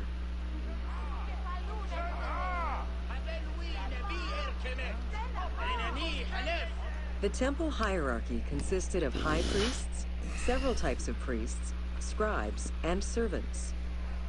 The high priest was known as the prophet. Some divinities had up to 4 prophets, and they were the ones to perform the most advanced and complex rituals.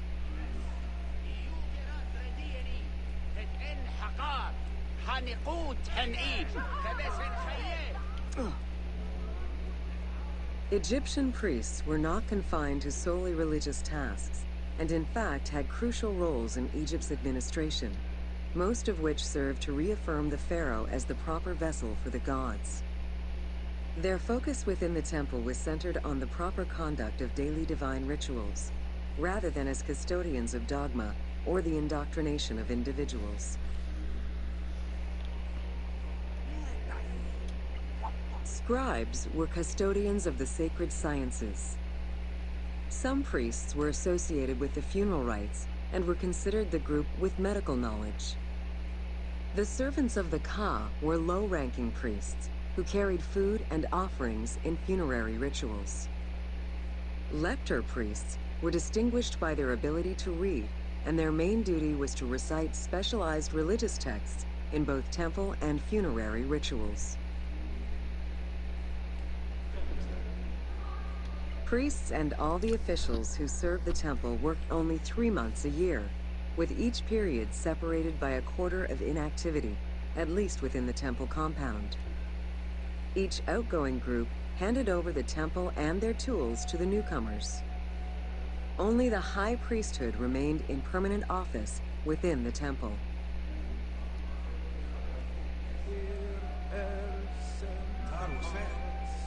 The most sacred part of the temple was referred to as Jesser Jeseru, the Holy of Holies. The most sacred inner sanctuary was where the shrine to the temple deity was located. Only priests were allowed within. Offerings were given, and rituals unseen by even the pharaoh were performed. While the team chose to allow any character access to this space in some game temples, normally it was reserved for priests alone.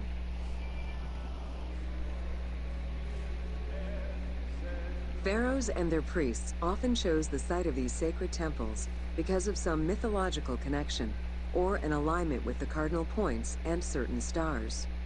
Once selected, a foundation ritual was performed. The pharaoh was required to complete 10 steps in the ritual, which required a mix of offerings as well as specific construction techniques. Once the temple was complete, construction of the chamber containing the shrine, or naos, began.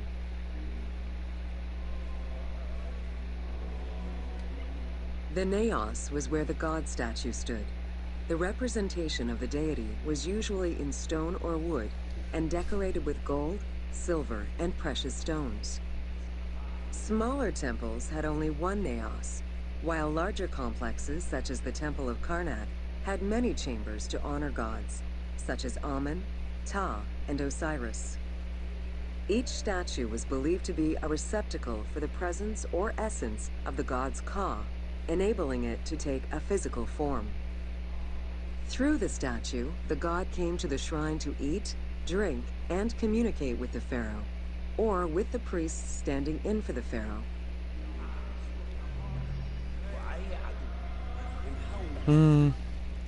That's how they did things in them days.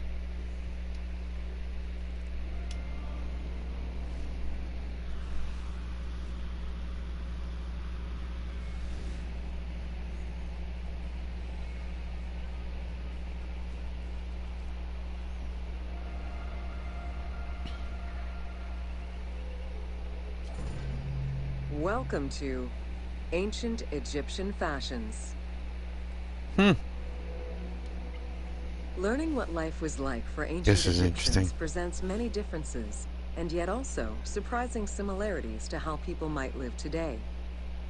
Understanding the daily lives of regular citizens so many thousands of years ago is ultimately what connects us as human beings.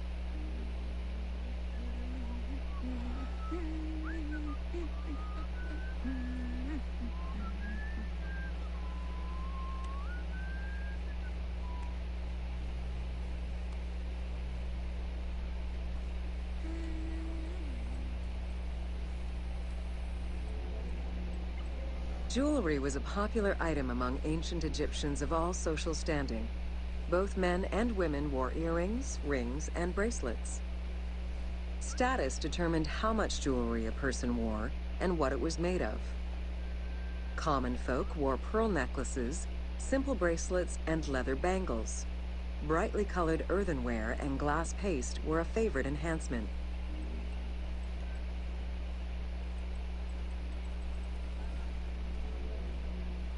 The jewelry of the elite was made from gold, silver, and other precious stones. Because gold never lost its shine, it was considered akin to the flesh of the gods. Wide jeweled collars were a favorite. Made with rows of beads formed into patterns of animals or flowers, the soft chiming sounds they made were thought to appease the gods. Though idealized, tomb paintings are a catalog of the changing fashions of ancient Egypt from the Old to the New Kingdom. Egyptians took appearance and cleanliness very seriously and were diligent about their fashion, hair, and jewelry as well as their grooming habits.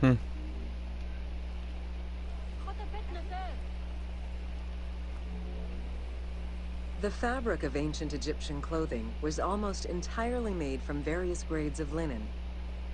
Linen was commonly white, draped over the body, and cinched at the waist, though some garments were sewn or tailored. Wealthy men wore long tunics, loincloths, or kilts, while poor men only wore loincloths. Women wore long dresses, with differences residing in the quality of the fabric, depending on social status. Egyptians commonly went barefoot, but could also wear sandals made from papyrus fiber or leather.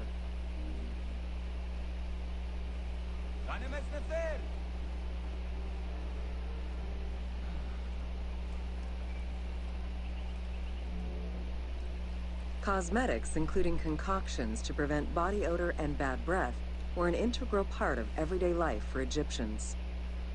Used by both men and women, cosmetics were used as moisturizing ointments and sun protection as much as for beautification. Red ochre, a natural clay, was the most readily available cosmetic to tint lips and cheeks. Henna was used on nails and lips, and as hair coloring. It was also favored by richer women to decorate their palms and the soles of their feet.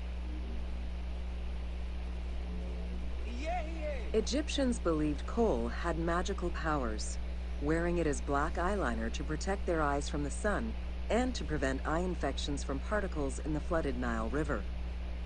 A special green kohl, made from ground malachite, was worn for ceremonies and religious rituals. Did not know that at all.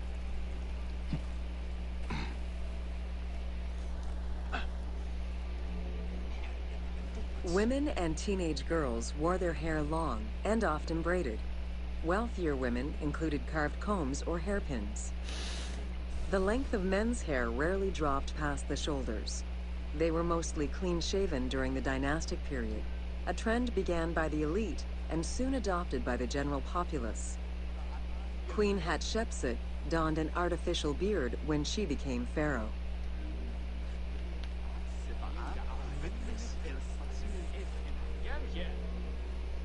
Wigs were very popular, used for special occasions or to conceal gray hair or baldness.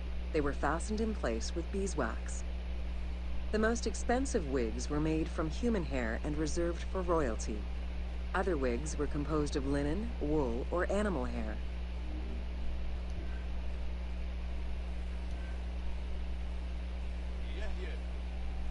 Kitty's stuck. Move, kitty, move. Prepubescent children generally had their heads shaved. Young girls kept some strands intact, while young boys had a braid worn on the side.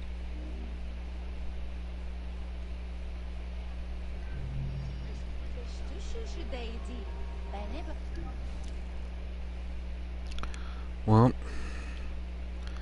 that side of Egypt is done. What's left is pretty much there. I am going to finish this today. Pretty much done. Let's get this. Let's get this. Let's get this.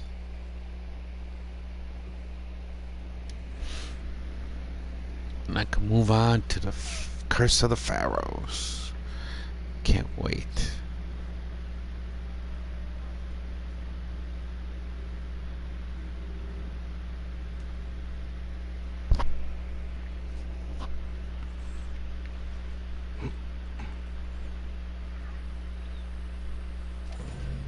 Welcome to Roman Aqueducts. Water management was taken seriously by the Romans. Cyrenaica benefited greatly from Roman administration with the construction of aqueducts and canals. The source of water varied depending on the location. Many aqueducts were built at the foot of the mountains, offering greater flow from the melting snow.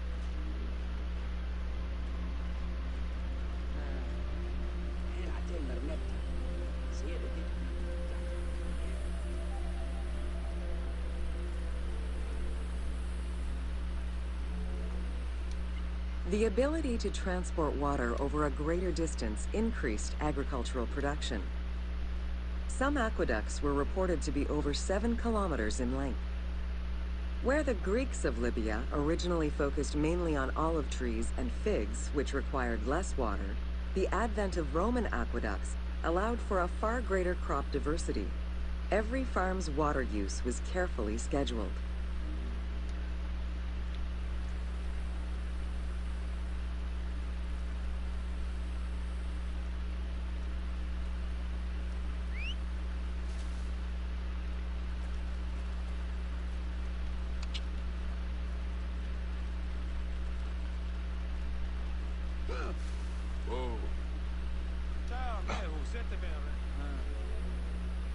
The engineering methods used to create aqueducts were constantly reviewed, with a clear focus on exploiting the local environment. Materials, water usage, cleaning regulations, and a deep understanding of how to exploit gravity itself were all important concerns. Several fortresses were built to protect the aqueducts, basins, and cisterns.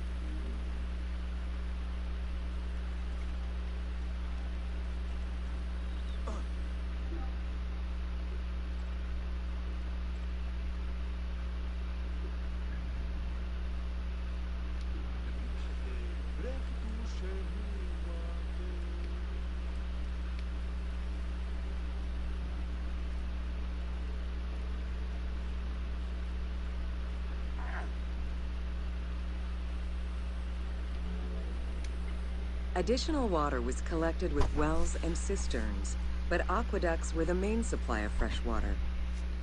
The water was distributed based on the collective needs of the city, before the private needs of an individual.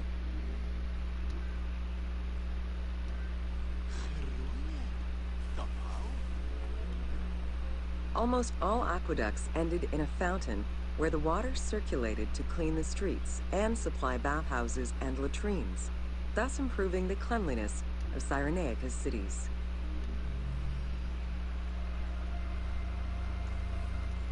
Pretty interesting stuff.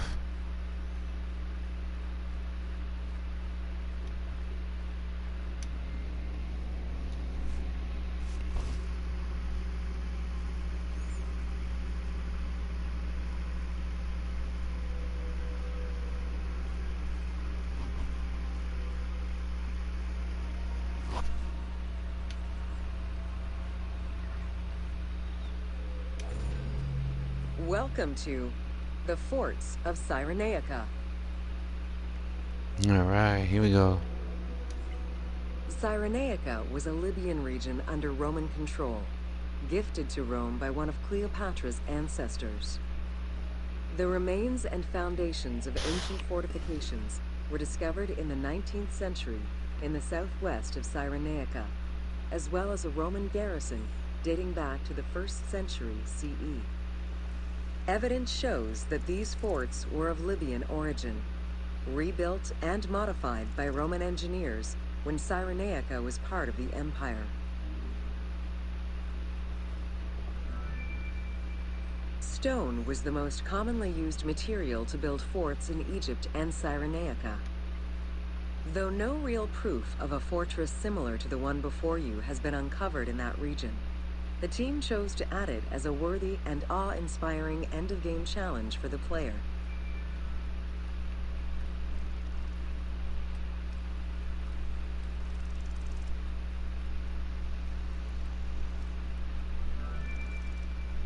The forts of Cyrenaica were intended to prevent invaders from gaining access to the main route that led to the country's 5 most important cities. These forts were built close to coastal plains and deserts for added defense. 3 of these cities were recreated by the team: Balagrae, Apollonia, and Cyrene. Had it existed, the fort before you would have protected the road leading to Balagrae.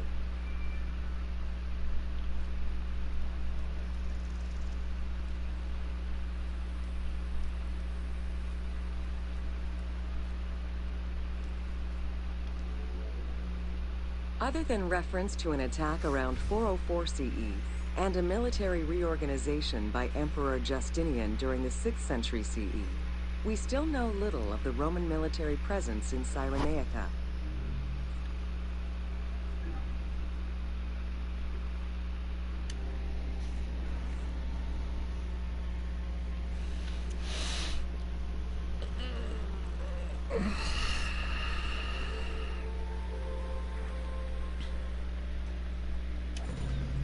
Welcome to Roman military equipment. The strength of Rome was directly dependent on its military supremacy and fundamentally militaristic society. Regular citizens, comprised mostly of farmers and herders, joined to protect their land and families. In return for their service, members of this civic army were allowed to vote. Trained to be highly disciplined and obedient to superior officers, citizen soldiers developed a deep sense of loyalty to their city.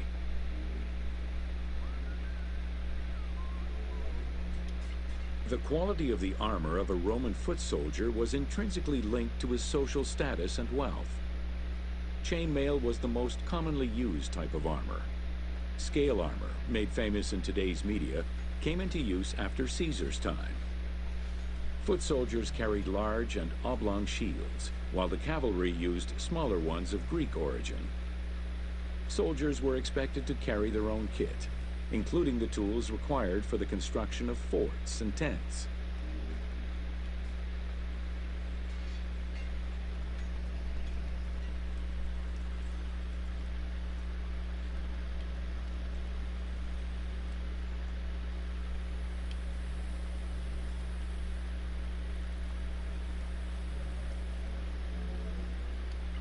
Roman soldiers used the same types of weapons.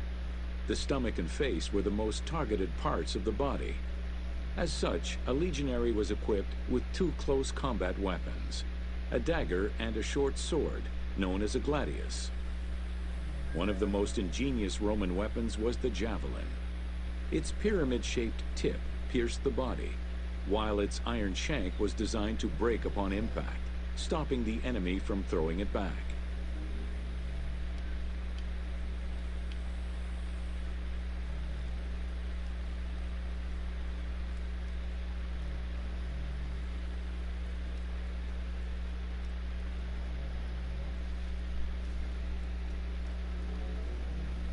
During their conquests, the Romans regularly transformed enemy technologies to add to their own formidable arsenal.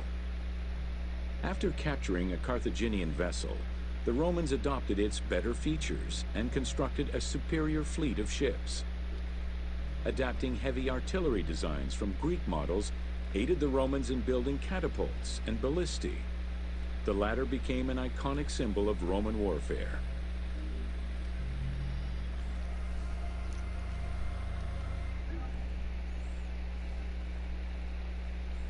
I have two left, folks. Two left.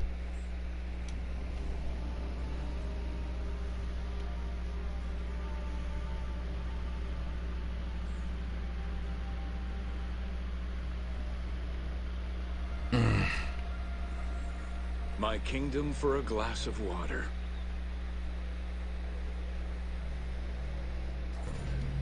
Welcome to Crucifixion. The hardest topic to deal with. In terms of the severity of Roman justice, crucifixion was at the top of the list of corporal punishment, followed by death by fire and decapitation. The upper class considered crucifixion unworthy of their position. Those lucky enough to have Roman citizenship were also exempt from such treatment.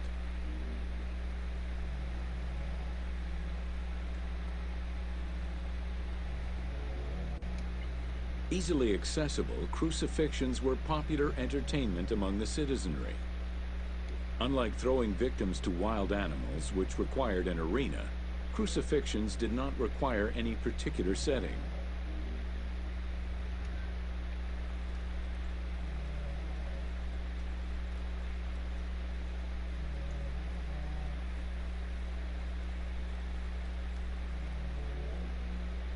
Those subjected to crucifixion were almost always slaves, traitors, and lower-class citizens. Roman deserters were crucified because the betrayal of the soldiers was perceived as endangering the lives of Roman citizens.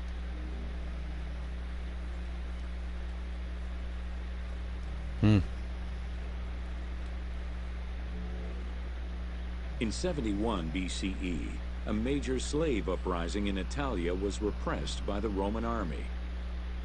This resulted in the crucifixion of 6,000 men, including their leader, a slave and former gladiator known as Spartacus.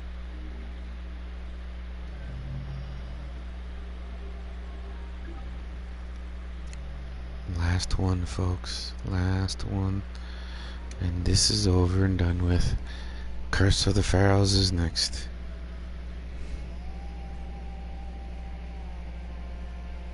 But that'll be another stream.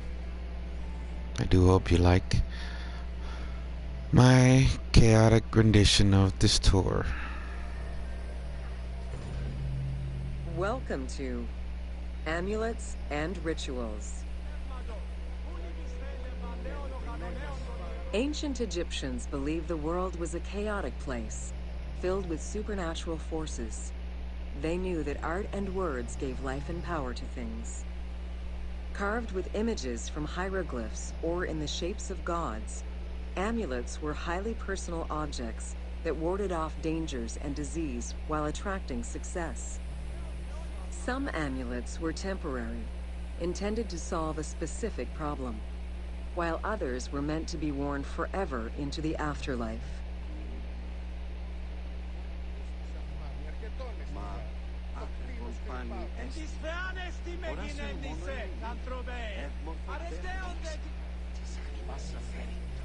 Priests would infuse amulets with magical energy during religious ceremonies, imbuing them with protective magic to safeguard against supernatural powers.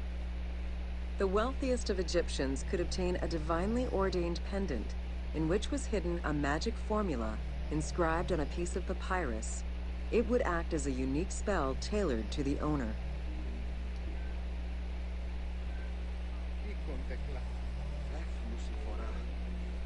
Religion was so important to ancient Egyptians that it permeated every aspect of their daily lives.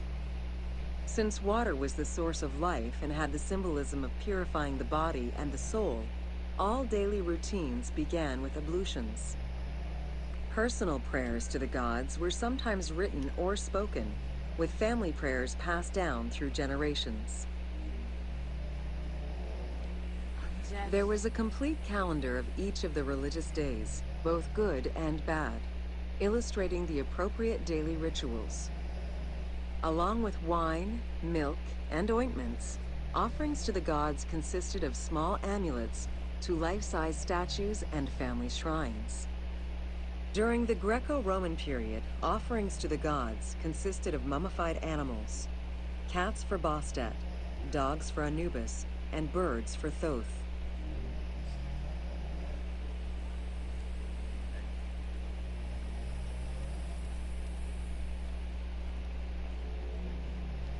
Deemed messengers of the gods, oracles offered guidance and judgment for all Egyptians, regardless of status. Crucial advice was offered on everything from day-to-day farming management to a pharaoh's decision on whether to start a war. Oracles were often used to decide legal issues. If the accused refused the judgment of the god, another god could be consulted in hopes of a more favorable reply. It was oracles that guided the Greek sailor Batos to the coast of Libya, where he founded a colony known as Cyrene. During Alexander the Great's campaign to conquer Persia, he consulted the oracle at the Temple of Amun within the oasis of Siwa, and was subsequently ordained a divine being.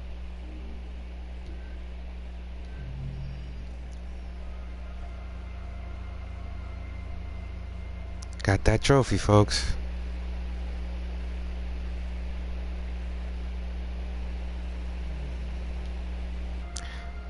It is done. All tours completed. You've unlocked the White Sentinel in story mode. Nice. This is wonderful.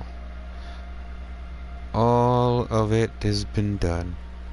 As you can see, proof, all the gold is all the stories and all the crucial information about Egypt, which is pretty interesting, by the way. Some of this stuff I didn't know. So that is done. All tours completed. All characters pretty much used. Everything, as you can see, is done. It's been a wonderful journey, to be honest. So that being said,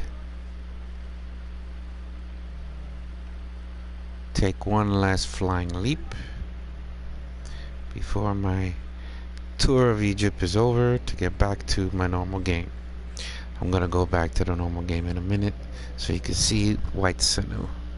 It's gonna look great.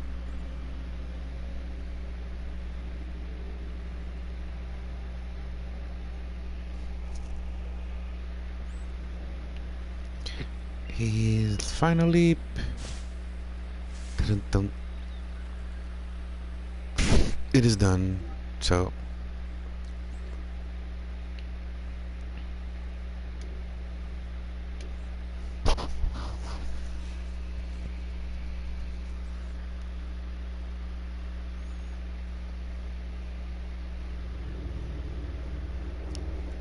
real quick look.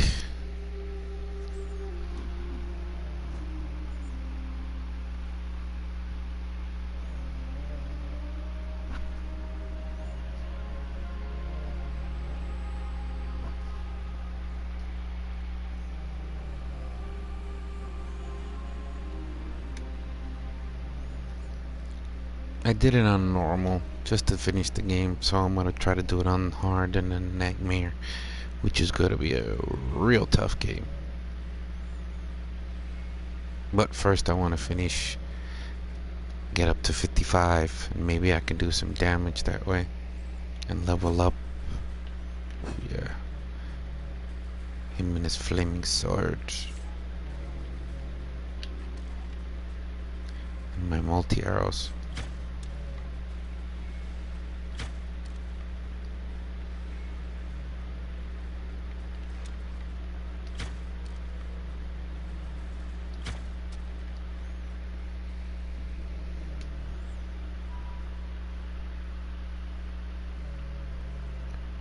Papyrus solved.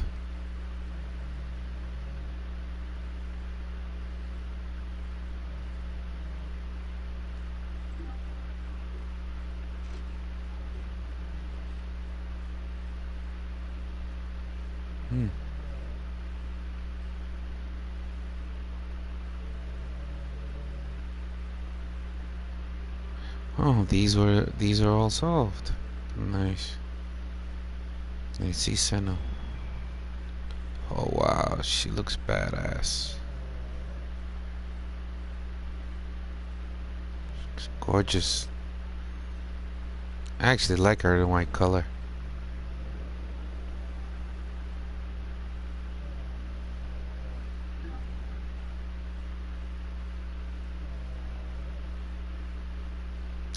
I have finished everything, folks. Aside from some incoming threats that disappear and reappear, I guess I'm glitched.